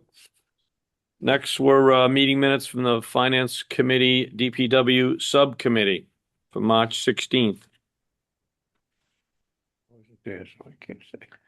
Entertain a motion. Moved. Second. So it was myself and Ellie and Christian. Any discussion? Dennis wasn't there. Great format, I thought. The only, I forgot to bring this up earlier, but I know Joe mentioned charging eventually down the line an annual fee for trash collection. I don't know if we want to note that. Add that in, yeah. Yeah, there was discussion about that. I don't know what year that was going to be, but I know that was talked about. Yep. Trash fee. Yep, I'll add that and edit it. Any further discussion? Is there a motion to accept as edited? Yes. Second? All in favor? Thank you. Committee comments? So, Jim? Dan? On the minutes, item A, I'm looking at the 2/5/26 Finance Subcommittee Town Hall Subcommittee. You beat me to it, Dan. Yeah, I sent you some minutes for our first subcommittee meeting this year, Jim. Okay. So they're in Govenda. Sorry about that. No, that was quite last minute. That's what happens. I'll make a motion. He's so shocked. He's so shocked, Evan. That's why Yeah. he didn't know. That's right. If it isn't printed in the office by 3 o'clock, it doesn't exist. Okay. Don, go ahead. Make a motion that the Town Hall Subcommittee minutes are approved. Second. Second by Evan. Any discussion on the minutes? There's 3 of them, right? No, there's only one. Just one for now. Wait. February 5. Any further discussion? All in favor? Anyone opposed? Thank you, Evan. Any other minutes that I don't know of? Thank you. Committee comments. I just want to say I appreciate the capital planning feedback and comments. And Dee, I think it would be great to establish some very specific guidelines that all the different departments would have a clear understanding of what's capital and what not capital and what limits. I think that, is a policy that really needs to come to be. I agree. Great, thank you. Dennis? As far as the budget goes, in future years, can we get the individual committees or departments to give us their requests to you? Because we always say director's request, administrator's request, and they're always the same after you budget through them.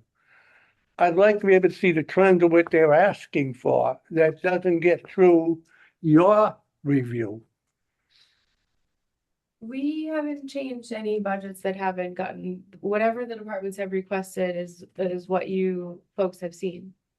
I think Dennis is saying that you'd expect to see a department head ask for $3 million and the staff ultimately agree on 2.6.